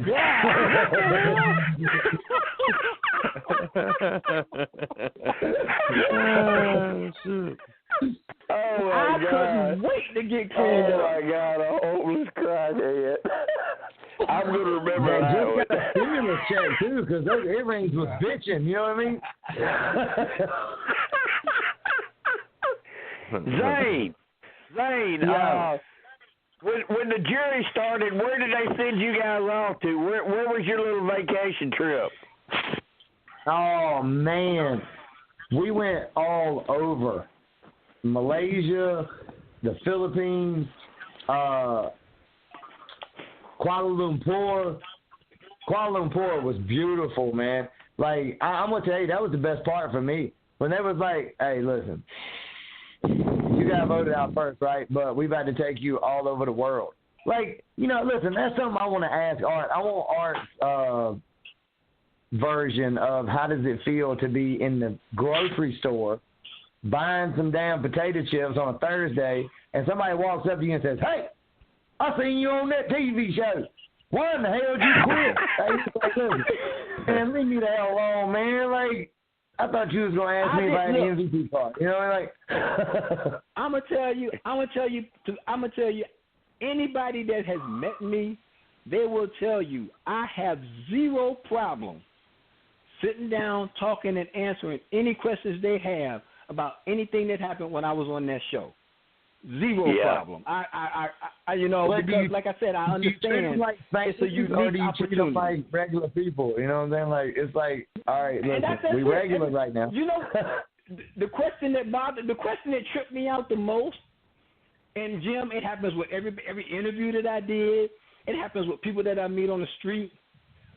Well, what did you do when you got back home? I took my ass to work. That's what I did. Because God bless I you. got a real job. I bring this up all the time. I bring it up with friends and we still go to that the are on grocery Survivor. Like, it's regular. I bring it up with friends that have been cast on Survivor that I know are fixing to play and they haven't left yet. I tell them all the same thing. Go out there, have your strategy, have fun, feel blessed about the opportunity. But when you get home, go back to your life, your job, and don't sit by the damn phone waiting on a call and being on Twitter all day. Well, that's not your place, celebrity. Yeah, I played the game. I played the game that I loved, that I wanted to play. You have people that treat you differently because of that. And that what do you do with that? Because I mean, like, I have people that I know, and then I have people that don't know me, and then sometimes they treat me like, okay, that's Zane, like, he's a regular dude. I grew up with him, But then you have people that come up to you and go, "Oh my God, did you really?" And it's like, I mean, yeah, Right. like I live right down the street from you, dude. Like you see me twice a week at Walmart Every day. You know, you know where I live at. I parked right beside you when we got here. It's it's just like it's stupid as hell. I don't understand the whole how people feel about celebrity. I totally get that, Zane, because as minor as I am in this whole show, Jim, you as ain't minor as I am, bro. and what I've had to do with it, I've gone through that a few times. And when they hit you with that, like, they're like, "Oh my God, you're Missy AE," and you're like, it kind of scares you a little bit. It's like, what are they fixing to if say to me? If was ESPN, you'd be Stuart Scott. I mean, not dead, but like you'd be Stuart Scott. Yeah. You know what I'm saying? Like, yeah. Right. So I know I can tell you a story about when Brenda got back from Nicaragua. When Brenda got back from Nicaragua, she was having trouble. I don't know if anybody from your cast had this trouble, but I guess it happens. She was dealing with hair loss. She was losing her hair from being out there like that. So she was seeing a doctor for that. And she said she was sitting in the lobby and waiting to go back, and she heard some people talking about Survivor. And they were talking about, "Oh, well, Missy AE said this is what's going to happen." Oh, really? Well, that's going to happen. And she knew me. You know, we knew each other. And so she's just listening to them. And then she goes back to the doctor, and she comes back out. They're still out there talking, and they're still talking Survivor. And it's one person, one of them people, I guess they're going to outdo the other person, and they said, "Oh, well, I know it's true because I know her, and I know it's true." And Brenda said she just walked over to him and said, "It's not a her, it's a guy, and I know him." And she said she walked out, and she said both of them followed her out of the office asking questions.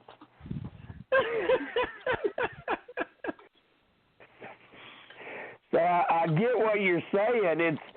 It's like it's almost like you're two different people. But I really like how Artis seems like he's handled it, because he's kind of been the same person no matter what. Yeah. I mean, I was just blessed. And I actually told, see, another thing is when I met Prost and, and Mike, what ended up happening, Jeff asked me one question. He says, "Man, me what too. do you think your chances are?" He says, "What do you think your chances of winning?" I said, "Jeff, right now, with this 1-in-18 shot, it's about 70-30 that I'm going to win. But I'm going to tell you this. If y'all bring me back, you can write my name on that check." Oh, like I'm quitting from the beginning, but it's cool. I Like, told him, if he brings he me asked back, me the same question, bro. He asked me that question. He said, "Do you want to ask me any questions?" I sat down in that little trailer right there when we were doing those, pre-whatever. And when we were at the Rex, and we were all, like, in that little, when they made us swim across that swimming pool and up. So we're sitting there, and I go in that little trailer. They're sitting in the air-conditioned trailer. It's like 7,000 degrees outside. And Jeff Probst and Mark Burnett are sitting in the air-conditioned little trailer, and you go in there, you're like, "Oh, man, damn, it feels good in here." And he looked at me and he said, "Do you have any questions?" And I went, "No, but can I sit here for about 15 more minutes? Like, we can pretend like this." Jeff hated me from jump. Do you have a cold? Yeah, like, can we just hey, what's your favorite color, man? Like, let's just sit here and bullshit for a minute. I don't want to go back out there. You know what I mean? Like, that's why I was asking about the workout, man, because, like, they put us in this big-ass long room. I mean, it was like a trailer, like a double-wide trailer. And so we're sitting in there working out or whatever. All of them are working out. and there were all these treadmills. And in California, I mean, I've never been to California before. So they had TV screens on the treadmill. So I sat down and started watching TV. You know what I mean? And so all these other people are working out, and then the lady walked up to me and she went, "Hey, you gotta do something. Like they're watching you right now." And I'm like, They sitting on the treadmill watching TV.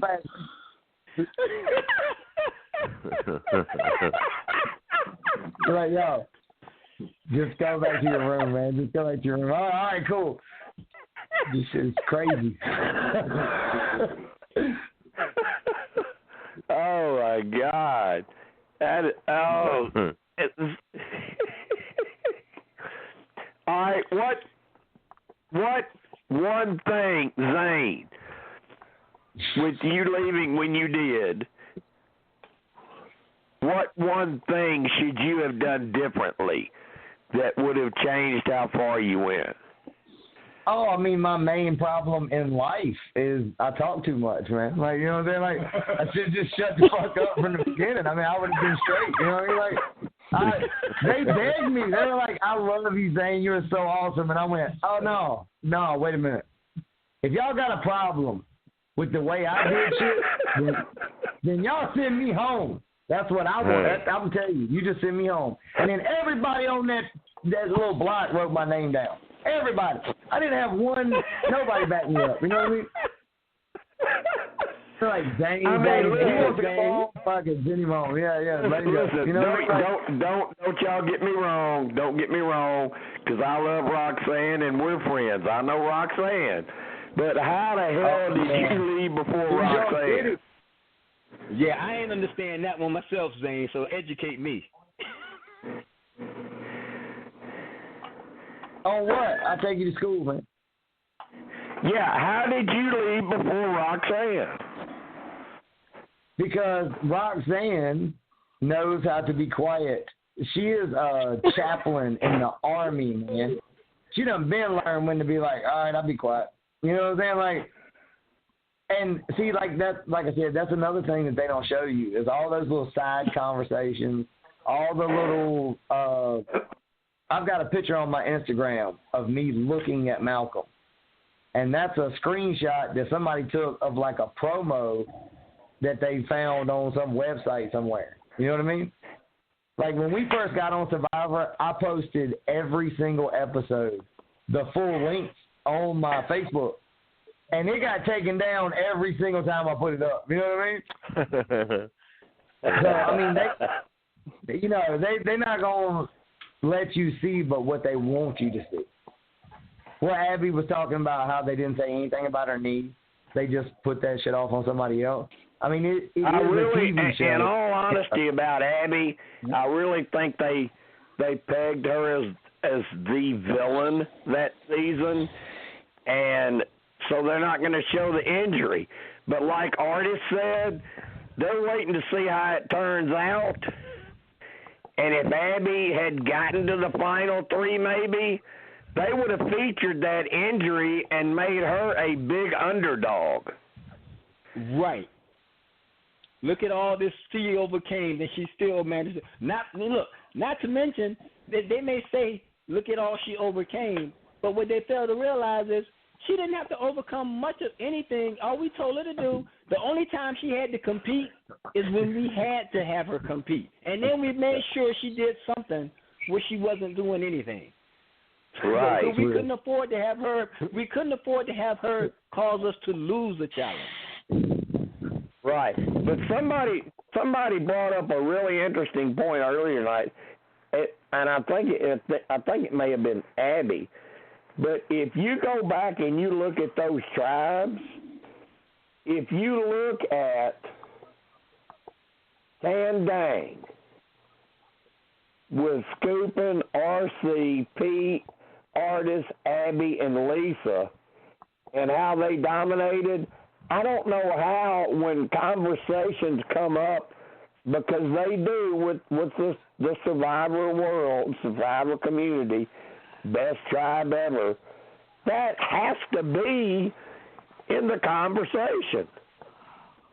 Oh, exactly. Can I just take a moment right here to say that's the reason for Russ's freak out? Everybody because he thought he thought they stacked the deck against him. Exactly. Oh, he did. He is Russ is an environmental lawyer. You understand how smart this dude is? He flies planes on his free time. He flies his own damn plane. Exactly. Like, dude is like Einstein. You think he's just going to freak out like that? He's not cool? Like, he's seen what happened. And he was like, they engineered this shit to make me look like an asshole. You know what I'm saying? Like, and I'm not mad at that. I mean, that's what TV is. I'm not talking shit right now because I want to be back home. I'm trying to get a second chance. You know what I'm saying? Like, keep in mind, too. All right, fuck that. I'm sorry, Jeff folks. I take it back. I didn't mean it. Like, I'm just saying, like, Russ knew, Russ saw it, and I love Russ. I mean, you know what I'm saying? Like, that's my boy. Yeah. I mean, he is, like, I get mad love to Russ. You know what I mean? Keep in mind, too. All right, Zane. Samoa. Zane, I got to bring up something at Ponderosa. That I ended up getting involved in. From what I was told, what I heard. I heard, and there's two versions of it. One version is what Russ said happened, with a lot of girls getting naked in the pool. And the other version is, listen, man, you put a 50-Cent song on with a bunch of white girls, everybody jumps in naked in the pool. That's just what happened.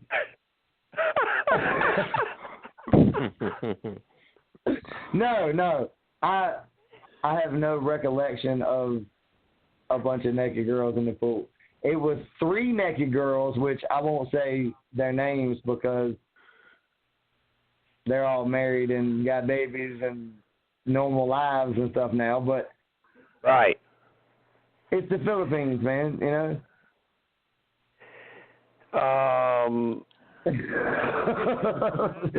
Remember, from the version I was told, from what Russ said, you were on the other side defending the girl, saying no, that didn't happen. That's what I just said. Okay, all right. But now you're saying it did happen. It was 3 girls, and it was I know one that admitted it to me. And she's from Arkansas. I know she admitted it.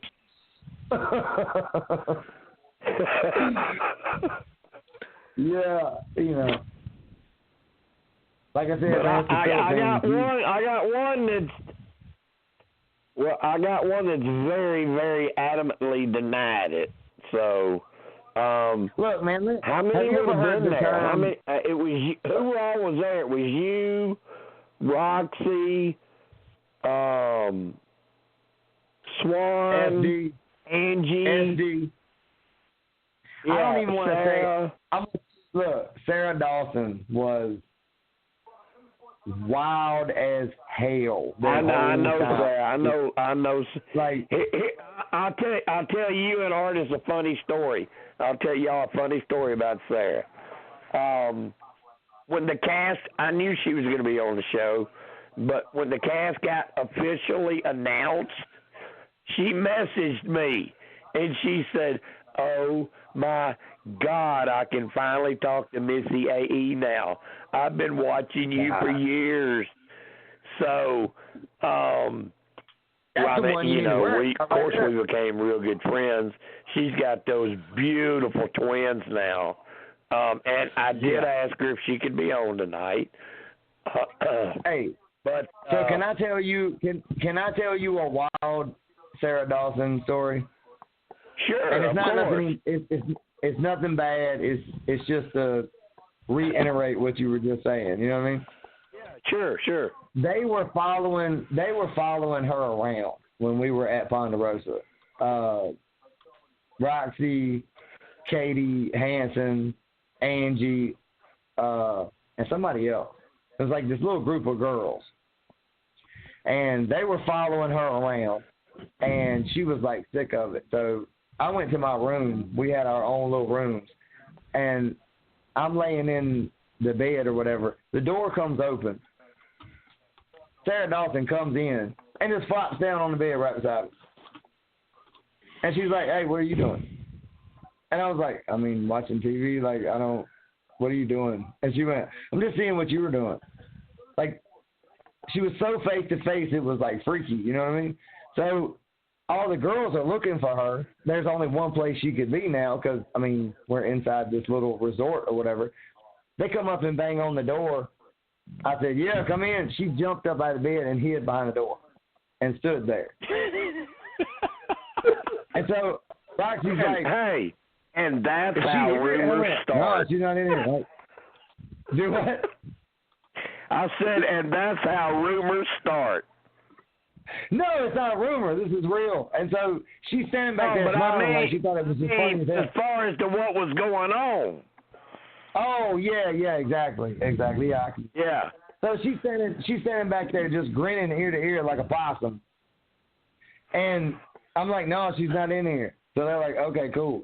They know she was in there. So they go look for her in the same place, and she sneaks back out, and, like, she just thought it was funny as hell. So there's, like, so much I can totally see how she was watching you before. Like, she pre-planned that too, huh?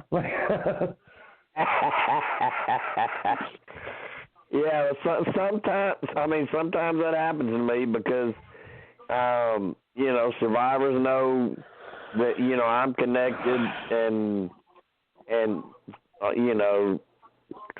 people that apply, they know. I knew Allie Prescott, I think her last. No, Prescott's her name. What's her name, Steve?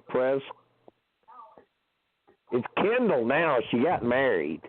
She got a baby. But she was in Whispers before she even got on. It was Pohevitz. It was Pohevitz. Yeah, and then now it's Kendall because she got on the show. She's got a baby now. I knew her. She was in Whispers before she even got on. Andrea, once, how many times they put her on? 3 or 4 times? How many times Andrea Bokel been on? But I actually met her because before she got announced on her season, I started getting these crazy messages on Twitter. Somebody saying, I know somebody that's going to be on next season. And, I hear that a lot. I know somebody's going to be on next season.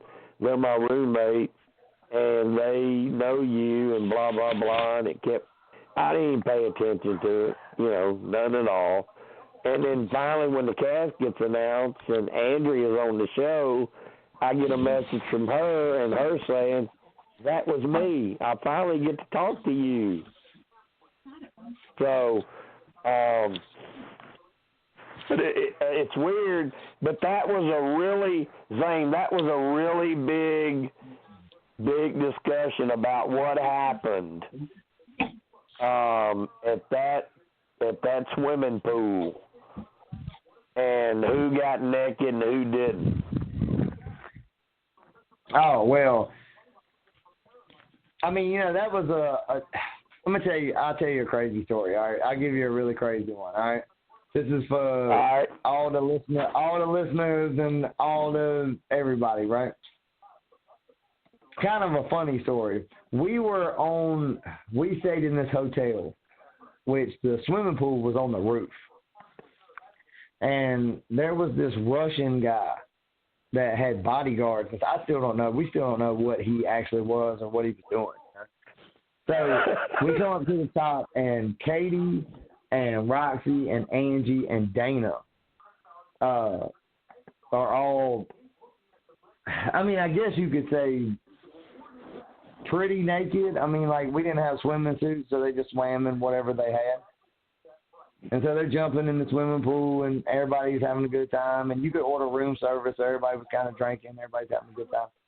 And this Russian dude, like, comes over to me, right? And he's like, they're all hollering, they ain't getting the pool, they ain't getting the pool, And so he looks at me, and he's like, this white trash, like, tattooed up dude with these, I mean, what could be described as supermodels? I mean, they were all pretty fine, you know. And oh my God! I knew every single one of them that you said. I know personally. I know every one of them. And Russ, and listen, Russ was like Blade. He always stayed in his hotel room. He was never with us. He didn't come eat. Yeah, that's what they said. They always said he was just bummed out, pissed off, wanting nothing to do with nobody. And no, it won't like that because when he was with us, he was pretty jovial. And we had a one night before he left, he came down, and like I said, dude is a physical terrorist. I mean, he's like a refrigerator. You know what I'm saying? Like, he came down, he was like, I'm going to drink with y'all. I was like, all right, cool. So we ordered a pitcher, and he picked it up like a beer glass, and he was just drinking out of it. Like, you know, like the whole pitcher. He's like, yeah, let's dance. You know what I'm saying? That sounds like Steve.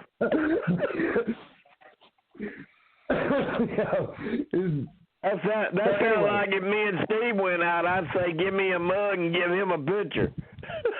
Yeah, he was like, but thanks for y'all tonight. It was like, oh, shit. Like, all right, Russ is getting wild. You know what I mean? Like,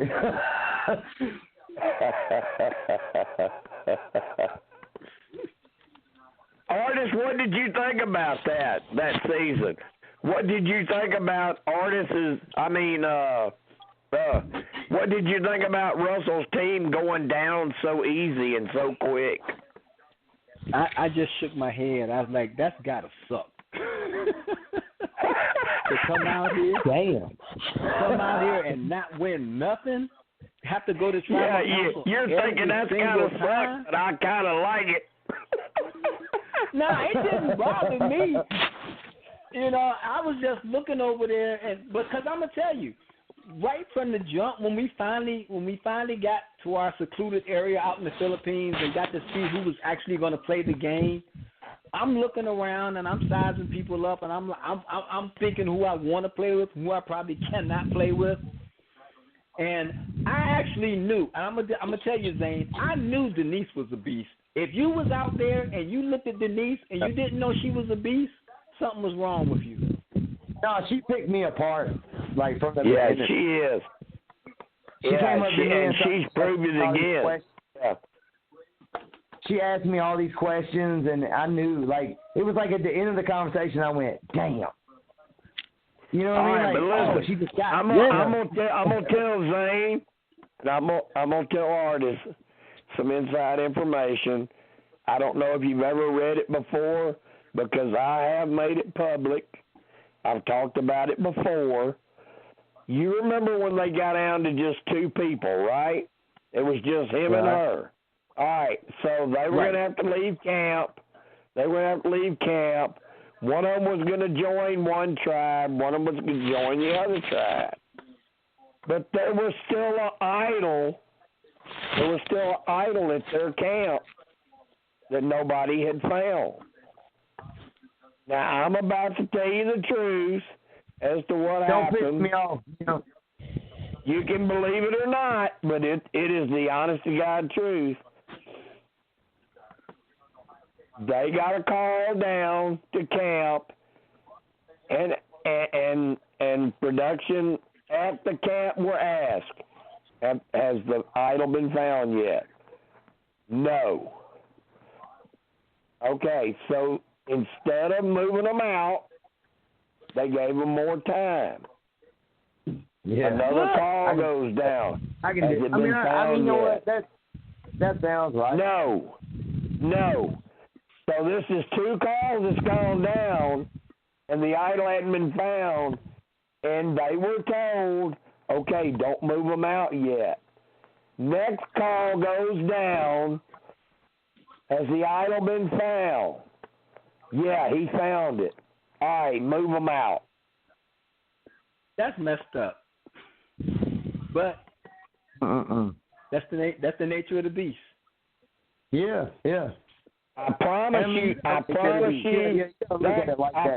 that came from a source that is impeccable.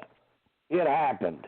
But see, realistically, if you're a fan of the show, a true fan of the show, and you look at the cast, there's certain things you can tell. Like on our season, the minute I sat down at that secluded area and saw who we were playing, saw the people that were playing, I looked at Malcolm and I'm like, oh, there's the hot throb. There's the one that all the little girls are going to fawn over. So he's going to be around for a while no matter what. But wait a minute, Artis. Not only the girls, the host. The guys, too. The host. You know, come on. How they cast it? You got Ozzy, you got Malcolm, you got Joe. Long hair. You know. But they know who the favorites. I mean, you know what I'm saying? They can tell who the favorites are real life. I mean, you know what I'm saying? Regular dude. Yeah. I actually told Malcolm. I said, look, it was weird that Malcolm would write my name down because before we went to tribal, I actually told him. I said, look, dude, here's the deal. If I go now, you and Peter following me shortly. You can pretty much have everybody out here scared of you. I am not scared of anybody out here. I said, I ain't scared of nobody out here. And I'm going to tell you this. I'm the type of person, we're playing for $1 million. If I don't win the $1 million, I want somebody to win it that I'm okay with having them win it. And for me, by the time we got to the merge, my whole thought process was, if I don't win it, I don't have a problem with Malcolm winning it. So that's what I told. And that should have been enough for him to say, at the bare minimum, I got to take him with me because I'm thinking he believes he can beat me. He can believe that all he wants, but I'm thinking I can beat him. But once I saw my name written down, I said, that's a wrap. They finna pick everybody off one by one now. And that's exactly what happened. When he came to the Ponderosa, I told him, I said, I told you were going to be following me shortly. Wasn't nobody going to let you win nothing. They were all scared to death of you. Right. I didn't have a problem with it. Until Philippines 2. You know, right after that, they did another Survivor Philippines, right? And Malcolm was on it. And I was like, how did he get to do two seasons back to back? That messed me up because when we got on the plane to go home, I was like, somebody missing. Yeah. And I couldn't figure out who it was. Somebody ain't here. Yeah, I couldn't figure out who it was. But the thing is, he didn't understand. He wasn't going to win that season either. How Malcolm missed the plane?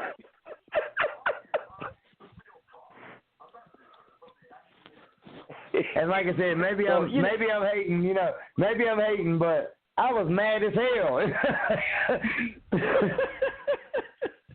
Well, I got to tell you that Malcolm was one of my favorites. I like him as a person. I like Malcolm as a person. I mean, he as came a dude, to my tribe. Look, as a dude, here's a story for y'all. I have mixed. I will tell you, I have mixed opinions of Malcolm. I think as far as a Survivor player, I think Malcolm is above average, up to probably maybe good. If I had to look like Zach Morris, I could have got through a lot further too. The way he did.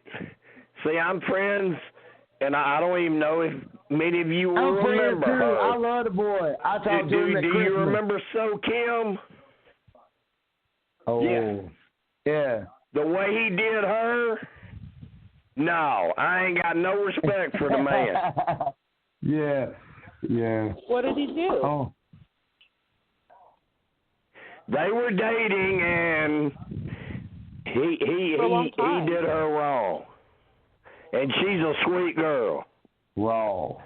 Well, but what did he do? I know Zane. I know Zane and Artis know her. Yeah, I know her. Yeah, you know. We do a lot of fundraisers. I've been a lot of places just based off of fundraisers, and that was my whole thing was, you know, I raise as much money as I can. If y'all just pay for my flight and my hotel room, I do whatever, you know. So I'm with you too, Zane. But that's one of the most fun. The game is great, but I've had so much fun outside of the game. Doing, like you said, Zane, doing those fundraisers, going out, meeting those. I've had a blast doing that. Yeah. Temecula, who is the chick from Survivor Australia? Julian. I never remember her name. I'm sorry. I love her so much, but I never remember her name. Jillian. I went to Temecula and did that. It was so cool, man. Oh, Reality Rally? Yes. Hey, Jim, we have Tim just sent me a message saying that he's been on the line for about 30 minutes or so. So, all right, speak up, Tim. Tim, you got. I saw him. I added him. If you've got any questions, Tim, here they are. You got Artis. You got Zane. Hit them with it. Yeah. Zane, I think my question's probably for you. Do you think you would have lasted longer if you hadn't tried to get Russell out first? Well, and I think that's half of the reason why I love Russ so much is because, yes, I went after him because everybody, it was like a buzz going in the camp where everybody was like, oh, Russ did this and Russ said that. So I was like, yeah, let's get him. You know what I mean? Like, let's get him, everybody. And I felt like I was on top of it. So the only reason, honestly, why I said what I said was because I was keeping up appearances. I'm like, yeah, y'all feel like that I did something wrong or I'm a weak link, just vote me off. And then Russ came back and was like, yeah, he said it. He is. Send his ass home.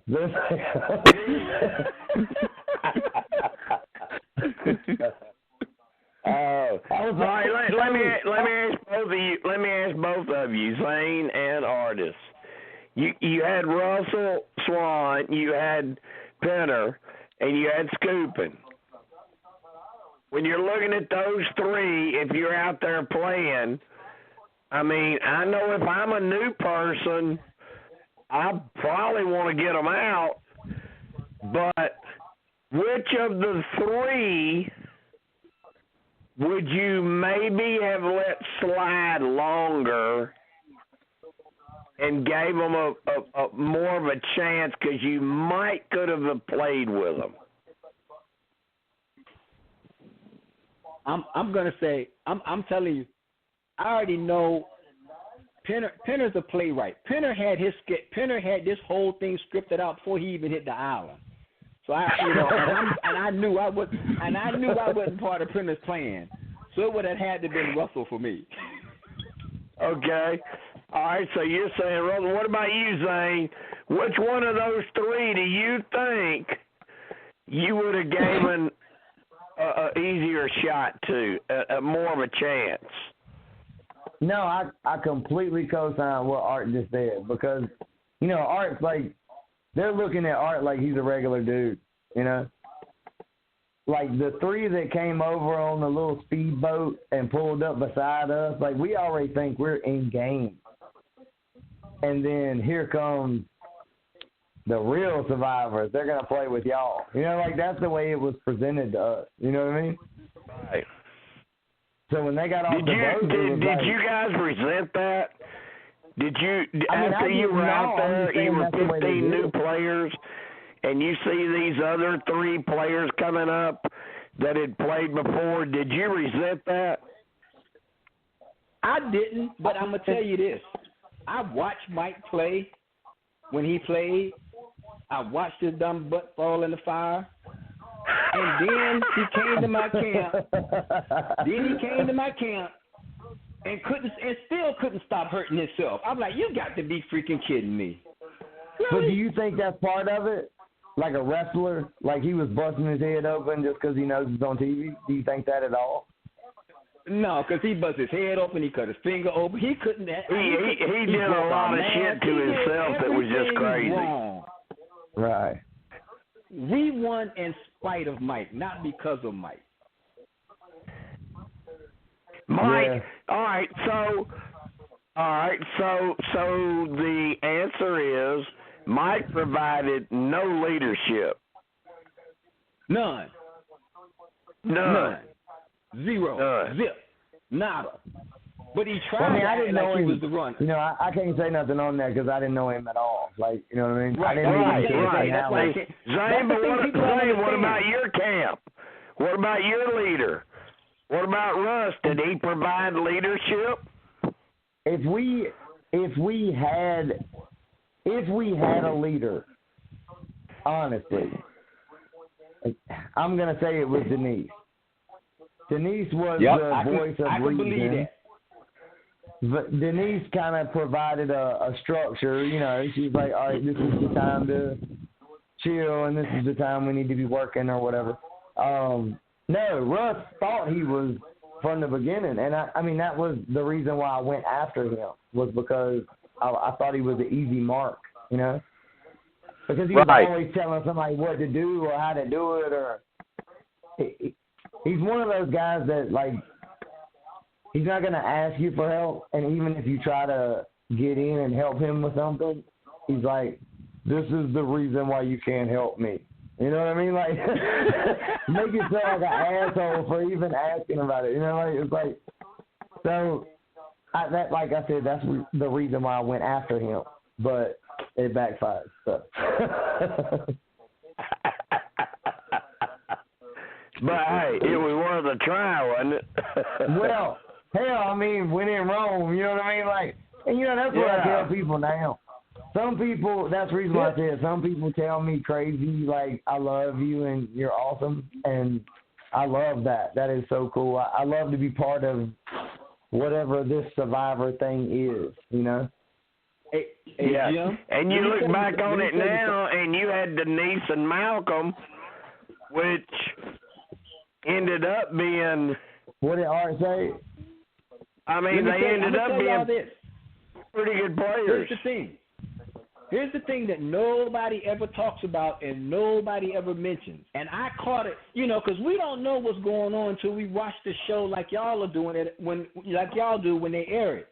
I'm watching our season, and I'm looking at our season, and I'm like, if Dana hadn't got sick, that whole show would have been different. Dana had them girls on point to get rid of everybody on Calabar and run that goddamn game with all women. Right. And if you remember earlier when I was talking about all the crap that happened at the Ponderosa and who did what, and I said, well, I know I had an Arkansas girlfriend there. That was Dana. Dana had them people on point, and had she not got hurt, that whole game would have been flipped upside down. It's so amazing. It's so amazing. Honestly, every year you watch this show, every year, and there's been 40 seasons, but every year you watch it, there are 1, 2, or 3 moments in the whole game that could switch it to where it goes a totally different direction. And see, I think that's the reason why I get so much love. I mean, I get a lot of love. Like what you said to me earlier. Do you remember us talking earlier? And you said, I said, dude, put it on my face. I got Facebook and Instagram. And you went, you got a lot of Facebooks, dude. Yeah. Well, see, here's the thing, Zane. I don't know what the deal is with your Facebook. I know you got at least 4 or 5 accounts, and I know my oldest son has done that, and I know the reason he's done that is he keeps forgetting his damn password, so he keeps making new accounts. And that's why I message you, and I'm like, is this the right account, Zane?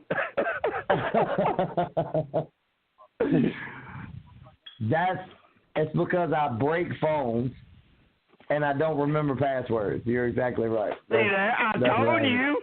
I told you it was like my oldest son. He like that. He can't remember his passwords. I lose the phone and I go, oh shit! Like, All right, well, let's. And then I see Zane Knight ask to join Survivor with her. I'm like, damn, it's so much stuff. Forgot his password again. And Steve, I'm back. You know, I always got you, though. I always got you. That's right. Hey, Artis, I gotta know. Art here for a little while. Steve, I think Steve's got a question for Artis. All right, what you got? I gotta know. There's, of course, in preparation for tonight's show, I was going through a whole bunch of stuff on the net, and obviously we know that some stuff on the net's true, some stuff isn't. Was it the back at the Tandang camp? Did Skupin really build what was considered to be a death trap for a shelter? Absolutely, 100% yes. I actually told this dude when they were putting them palm fronds on the roof, cut the damn stalk off, dude. He want to do it his way. And I'm like, them palm fronds, if you ever had one in your hand, it's already heavy. But when you leave that stalk on there, that thing becomes brutally heavy. And they just layered that camp with them. And I'm looking at it, and production's got the camera in my face while they're laying it up. And you could hear me say, I'm not going to say the explicitive that I said, but I said, this blankety blank is going to fall down. And we're sitting down there eating that moldy-ass rice that we done just won from that piss poor challenge that they gave in on, and bigger than it failed. And I was looking to myself, I'm thinking, had we been asleep in there, somebody wasn't going to make it home tonight. Wow. So, like I said, people get mad at me, and I'm like, I don't dislike somebody for no reason. They have to give me a reason. I mean, I came across that earlier. I came across it earlier, and I'm just like, there's no way in hell that's true. So I had to ask. I have zero problems. It is absolutely 100% true. He would not listen to anybody, no matter how many times I said, okay, fine, we can build it your way, but at least cut the stalks off the palm fronds before we put them on the roof. Wow. All right. Hey, we got any more questions out there from Teresa, Melissa, JB, Evan, Paul? Anybody else out there got a question? Yeah. Artis, how did you feel go ahead. Artis, how did you feel about your general lack of airtime on the show? I got no problem with it. I really don't, because like I said, I understand that they have to put together a show. There's a ton of footage. There's a lot of stuff, just like Zane was telling you. There's a lot of stuff that fans would love to see, but production can't put it in the show because it won't tie in to the show. Right. You change the final three, you change one tribal council vote, and you get an entirely different viewpoint of what happens out there. Somebody else doesn't get to edit. And to be honest, I told everybody, I don't care if they never show me, as long as my name's written on that check at the end of the game. Not me. Yeah. I'm out there to win $1 million. I'm out there to win $1 million. I understand that this is a game. I understand this is a TV show. But how many chances do you have in your life where you have a legitimate 1 in 18 shot at $1 million? Exactly. Yeah. Right. Yeah. You guys how about any more questions? JB, Melissa, Teresa? I want to know how many of these people follow me. How many people are following us right now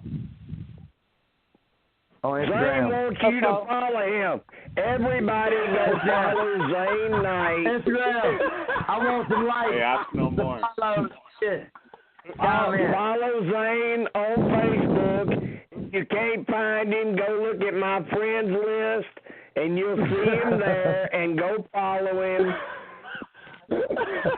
We can't see your friends list. He don't really give a shit about Twitter, but go find him on Instagram. Jim, I can't see your friends list. And if you want to find artists, go look at my friends list again on Facebook, and you'll find artists, and they will friend you. They are nice people. They'll talk to you. They're friendly. Jim. Hey, Jim. I do not see your friends list. Your friends list does not show up for me. Are you going to post the show to our Facebook? You're friends of mine. I think you can see my friends list. I tried looking for somebody earlier. I mean, like after the point. You know what I mean? Oh, I guess I got it private. Well, or look in whispers. If you want information on how to follow either of them, send me a message, and I will show you how to do it. Artist, Jim, I want an autograph picture. You want to what? Oh, somebody wants an autograph picture. I want an autograph picture, man. All you got if you DM me, if you DM me your information, I got zero problem sending anybody a picture that wants one. I will sign it. I'm not paying for it though. No postage. You ain't got shit. I want the autograph picture for free. That's something I have never done. Just so everybody's clear on this, look, Jim. Just so everybody's clear on this. You can ask anybody. You can ask anybody that has ever interacted with me and asked me for anything. I have never charged for it. If I had it to give them, I signed it and gave it to them. I can attest to that. I've known artists and for I'm years. You up in just a little bit. Artist is just a good dude. He's just a good dude. He's just a common guy. Mm-hmm. He's just a common guy. Hey, Jim, trying to find artists and Zane, you did tag them in the promo. That's right.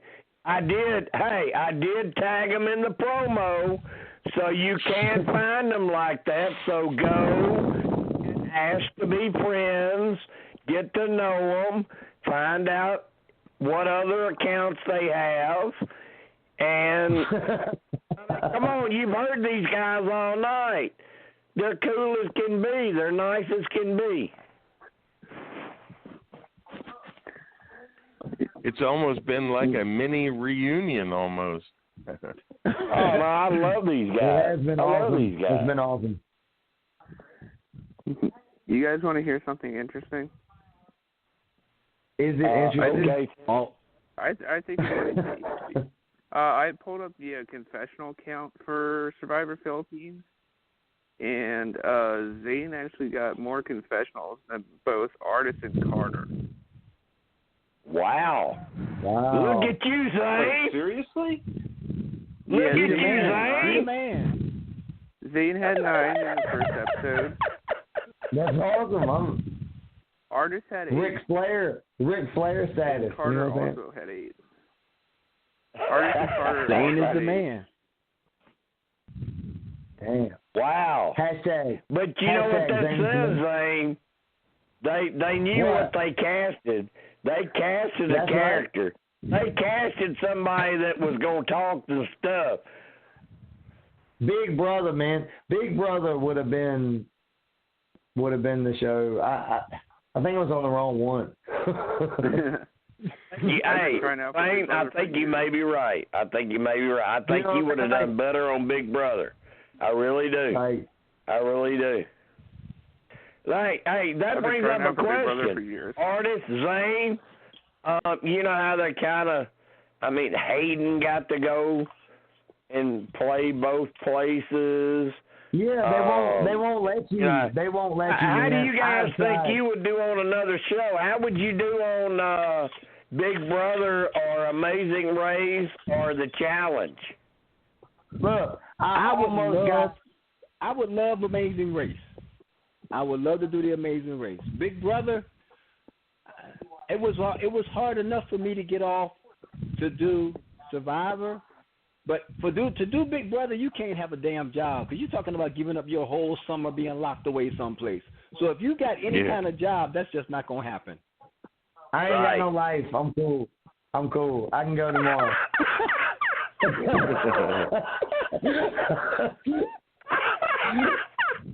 I go right now. Oh my God! Zane says I have no life. I'm cool. I'll play anything. Let me go.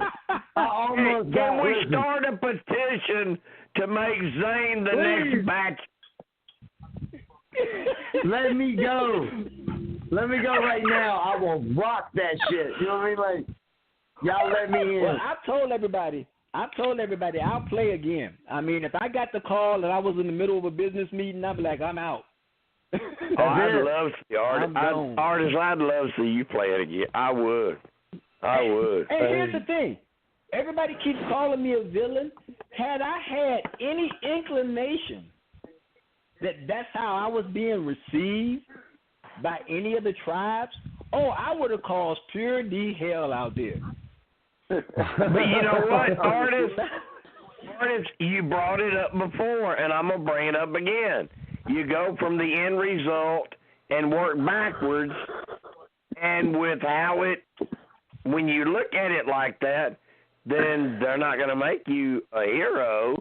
They're going to make you a down.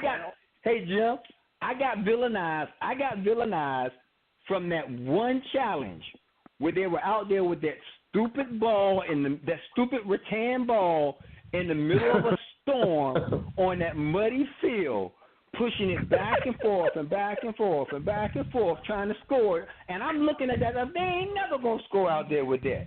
It was on my birthday, and Penner and Mike are out there making deals.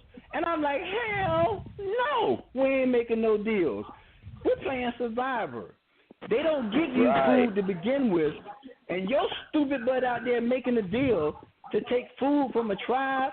If you don't understand that, one, they have another food source, two, their food ain't no good anyway, so I'm like, why would you make that deal?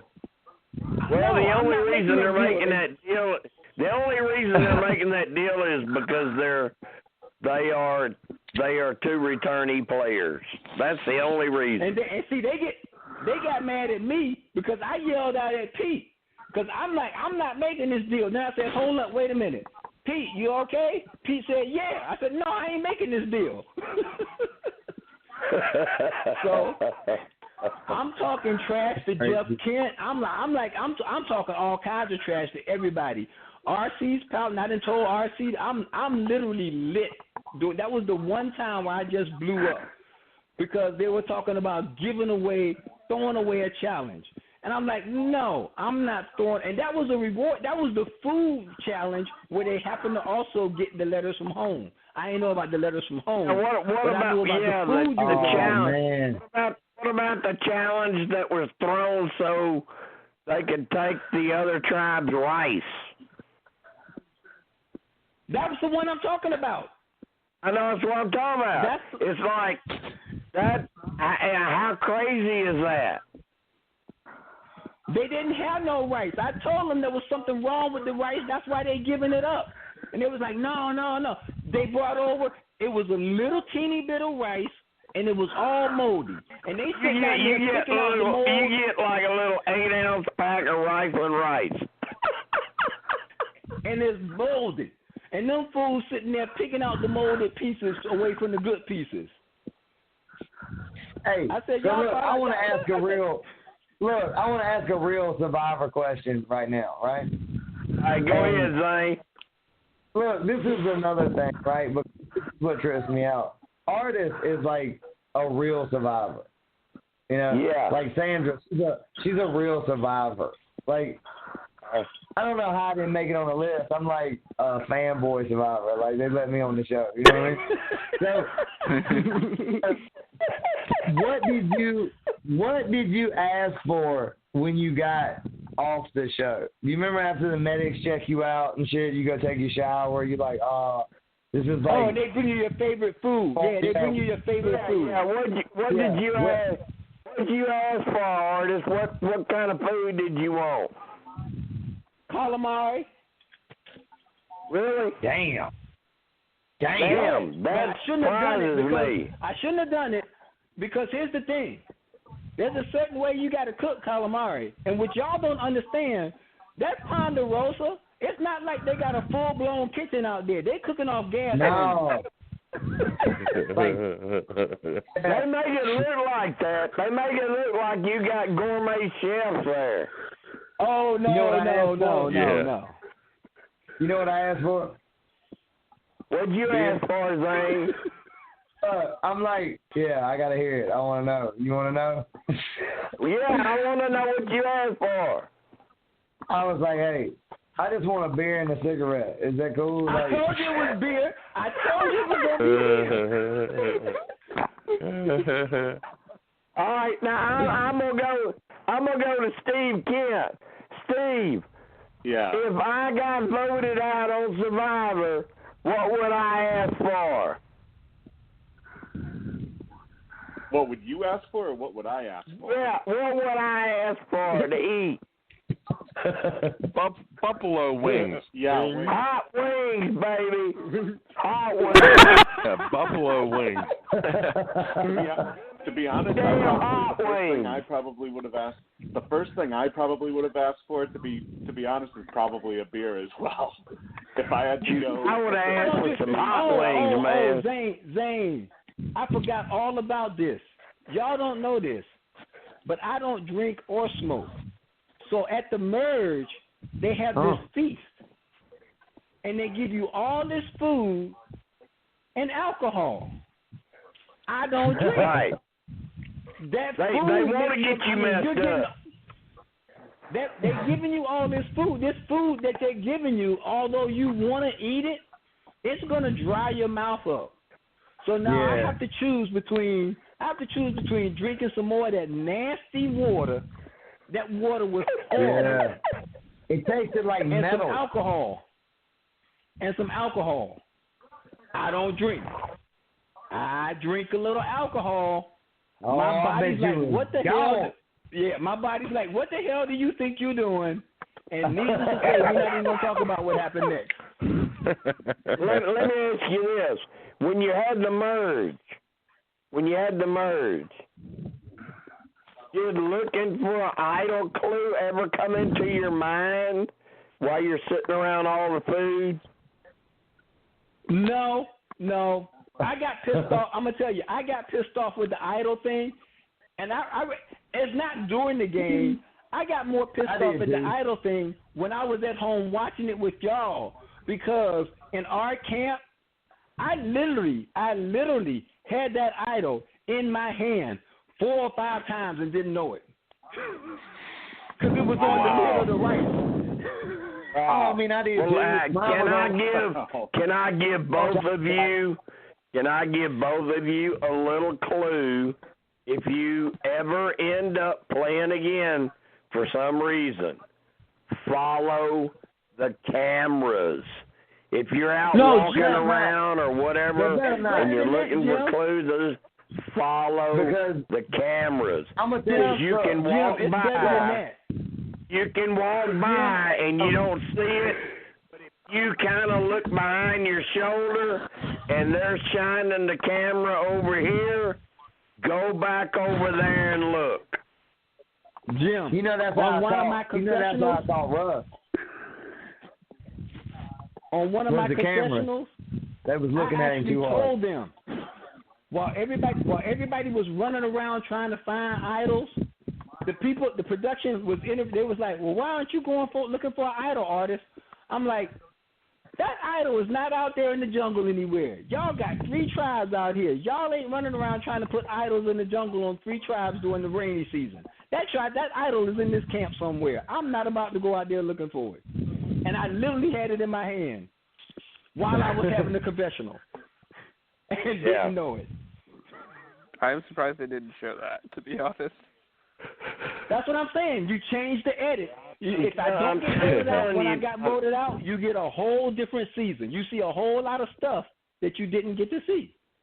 Yeah, I'm telling any players that go back and play or any new players, follow the cameras because it will help you. No, I'm gonna tell you something. If they give me another shot, Survivor Second Chances, I drown somebody before I get voted off again. You know what I'm saying? Real talk. I drown one of y'all before I get done. Don't even get on the season with me.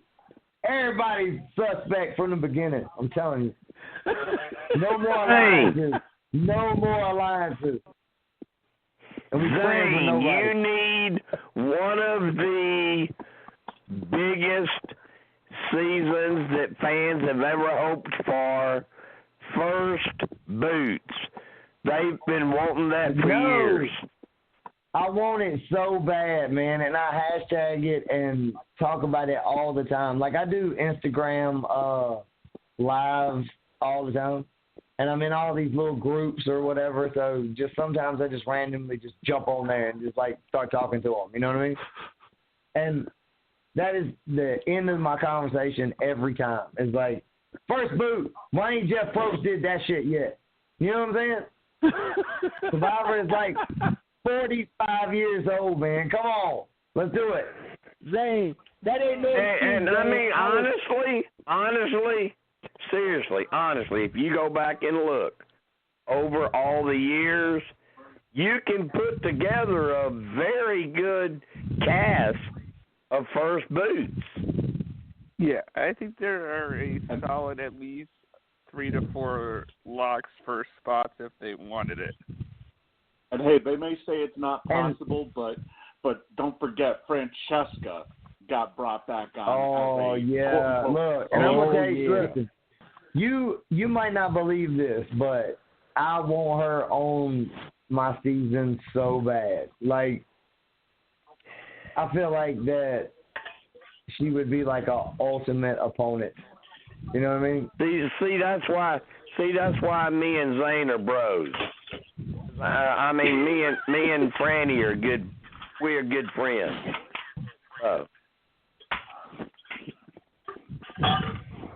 Yeah, she's definitely one of those ones that I add every time, like that I get a new Facebook. she's Franny's every time sweetheart. I look at the phone, I add Francesca. You know what I mean? Like, yeah, she's sweet. Hey, Artis, what did you think about that? You're a good one to ask about the confrontation between Philip and Francesca. Oh man. Well, Philip is another one. The thing about I reserve. I don't say a lot about Philip because you would not understand or you would not believe how many people compare me to him, and that pisses me off to no end. I don't even think that's not even a comparison, man. That is not. Now I met him, and he's nice and all right, you know. But and then I don't know. I think he's always in survivor mode. He's talking about. He actually told me he doesn't think that I could win if I was playing with him, and I'm like, dude, you're delusional. You didn't let this stuff go to your head. Yeah, he. I mean, I know him. You know, I talked to him. I mean, I don't think that's a really good comparison at all. I think there are big differences in that comparison. He has never played the game. He has never played the game to win $1 million. I think you went to play. He has played the game to get on television. I think you went to play. I think you had good strategy. I think you tried it. It didn't work, and you didn't win. I think he went to try to just be on TV. Yes, that's what I'm saying. There's two types of people that play Survivor. Those that trying to win $1 million, but also know that they're on the television show, and that those that are on the television show for the purpose of being on the television show. Right. They don't care as long as they can get TV time. If you play for $1 million and you play it right, you will always get TV time. That's what they forget. Yeah. Yeah, we totally agree on that. We totally agree on that. And I know him. And, I mean, that's just my opinion, you know. So let's get back to this hashtag Zane Knight Survivor Second Chances. Let's everybody rally around. Let's everybody get going. Zane, tell me the truth. Lisa Walto had a Twitter account, and everybody gave this 100,000 views to Lisa Walto. Fuck this shit. I'm like, I'm running for president. You know what I'm saying? Zane, tell me the truth. Are you dancing on that pole right now? I'm getting ready to as soon as we get off the phone. I was counting at the clock, like, damn, this shit is going over. I got like appointments and stuff. You know what I'm saying? Like, I got a friend with a pole in the basement. What? Hey, before all of this ends, let everybody know what you got going on now. What are you doing now? Artis, what are you doing now, Zane? Well, we already know Zane ain't doing nothing. Oh my God. Hashtag ouch. Okay, we know Zane. Zane's answer is drinking and smoking. Shit. Zane, you know you my boy. I got nothing but love for you, man. Nothing but love for you. I'm a plumber. Zane, I love you to death, man. I love y'all, man. What you got going on, Artis?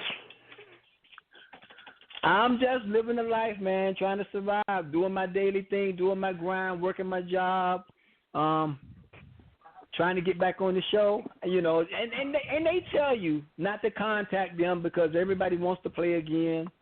So I don't know, but I'm hoping. I'm gonna tell you what I was really hoping. I was hoping they were gonna do a rival season where they paired up people with their arch rivals and played the game. But then Mike threw a wrench in that when he got his ass thrown in. You know, here's an idea I have always had, and I have let them know, and they've always told me, okay, we'll think about it. My idea has always been season versus season. Ooh. I like that. You know, take the top 10 or 12 people from your season and go against the top 10 or 12 people from another season. And how loyal would they stay? Like your season, would Zane stay loyal to your season, or would he swap over? You know, it's just, I think that would be so interesting to watch that.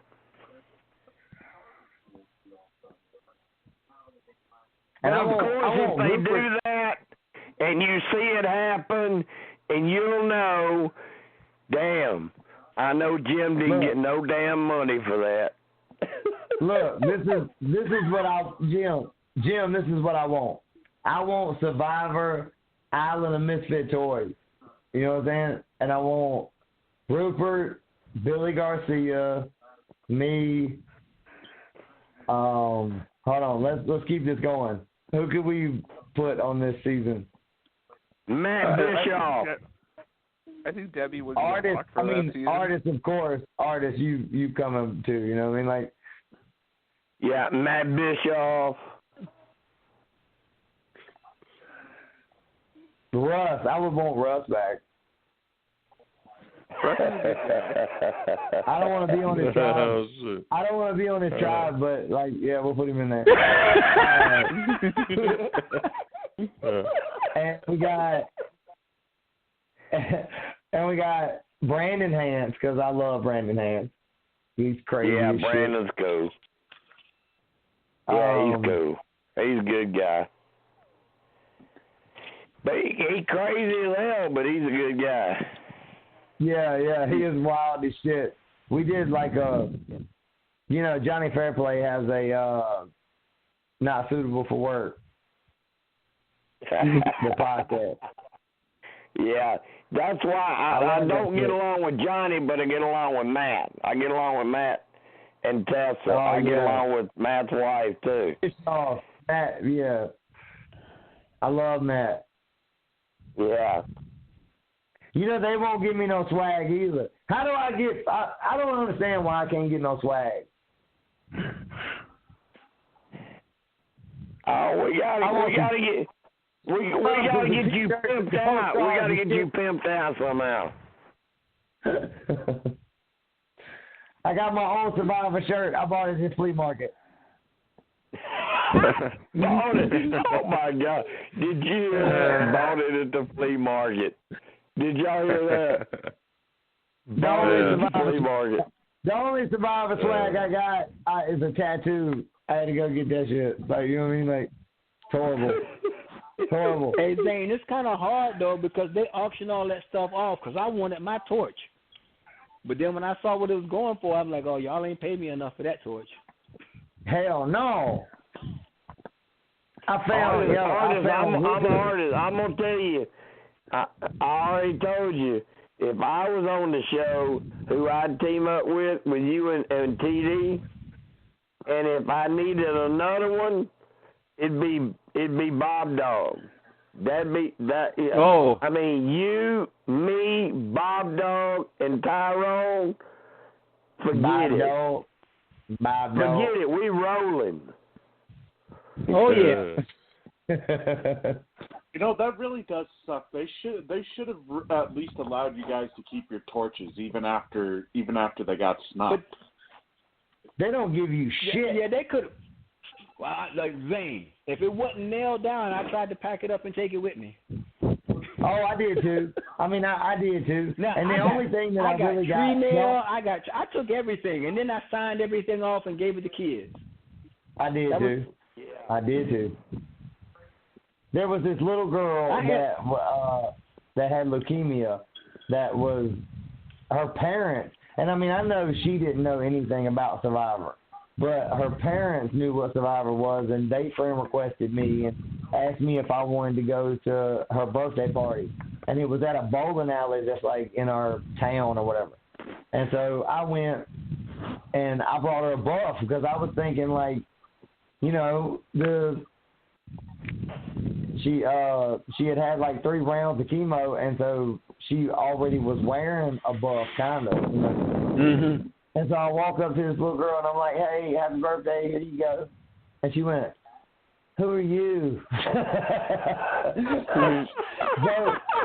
So, her mom was like, hey, Zane, thanks for coming. I was like, well, here you go, here's a buff. Like, I appreciate you. You know, like, it was like, you know. So, I'm going to tell you, I did the same Zane, thing. I'm with you on that. I'm with you on that, Zane, because I'm going to tell you, there is nothing like, because I signed all my stuff, there is nothing like, especially if the kid, because a lot of these parents watch it, and, you know, the kids were watching it with them. Right. So that's what got me, is how many kids knew who I was. But there's nothing like the face of one of those kids when you didn't sign that book. That's a great point, because this show has now transferred down from parents to kids. Now the kids are watching. Yes. And I still get it. I walk places, people be like, like I said, I've kept some stuff for my Survivor wall, but I've got a lot of stuff that I had just signed away and just given to kids. I wish I had. Some parents, but mostly kids.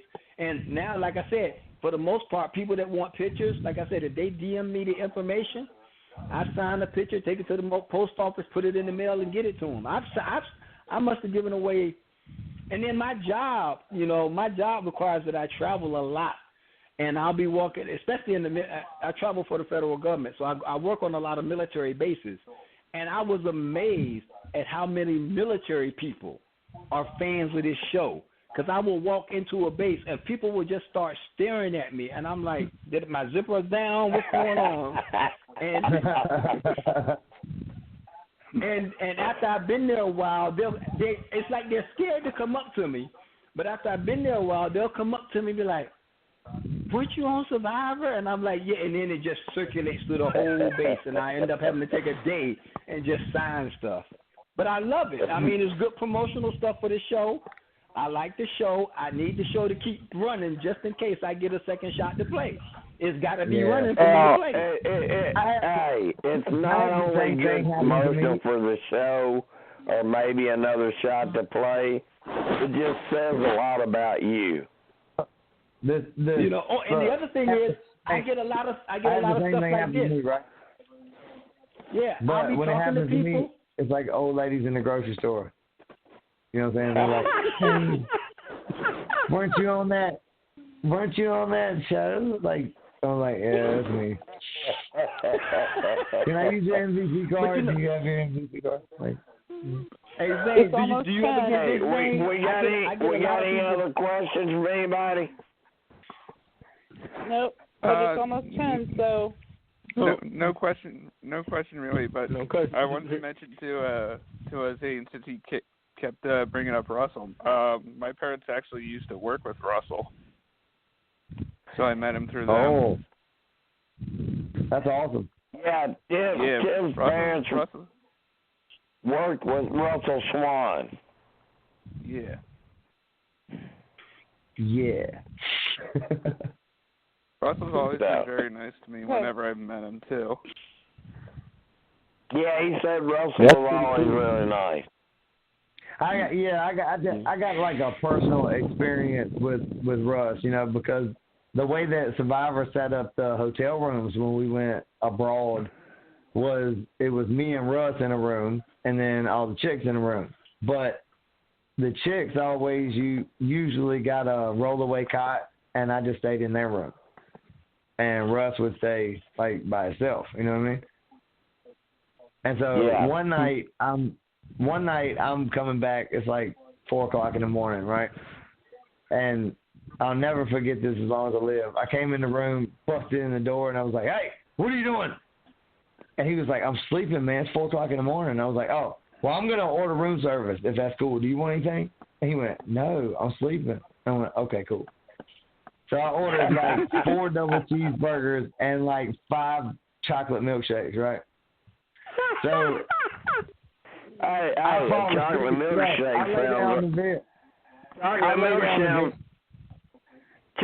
milkshake sounds pretty good right now. I lay down on the bed and I just go to sleep, right? I wake up the next morning and there are all these milkshakes melted into the floor and all these nasty ass cheeseburgers, right?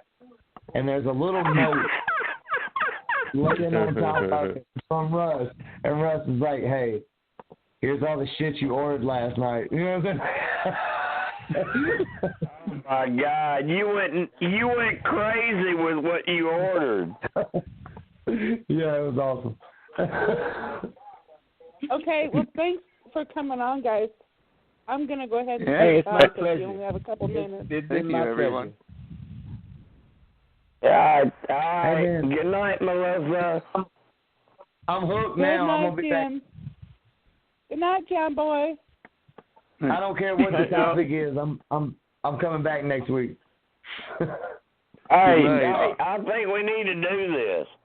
I think we actually need to have 1 week where all we do is have the whole night with Zane, and another week we have the whole night with Artis.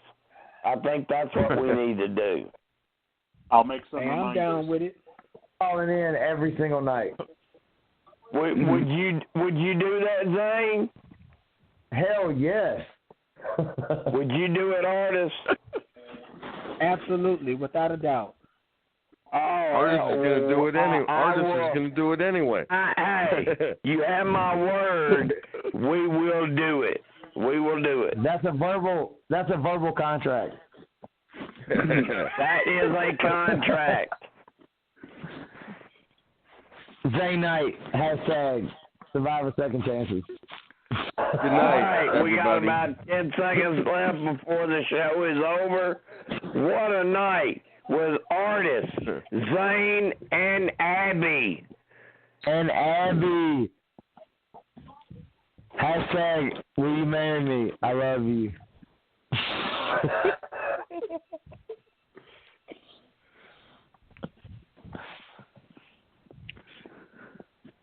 Yep. Stay on just in case.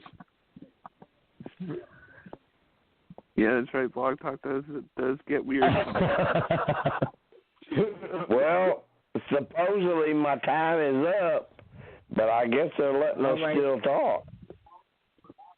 All right, Jim. Hey, check this out. I'm gonna bounce out of here, y'all. And if you need me for anything, go ahead and reach out to me. Either DM me through Facebook or just send me a Facebook note. I will definitely respond back to any and all requests.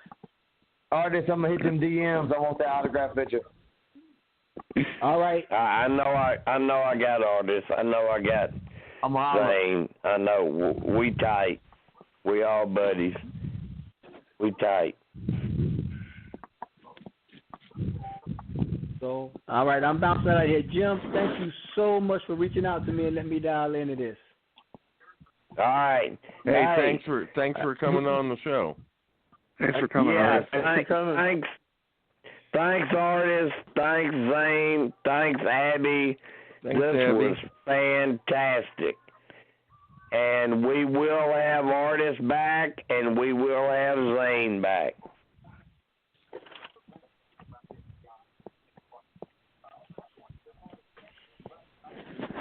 I am surprised that Blog Talk has not kicked us off yet. Right. Yeah, usually we get kicked off by her by now. Yeah, I guess someone's asleep at the wheel. That's good. Right.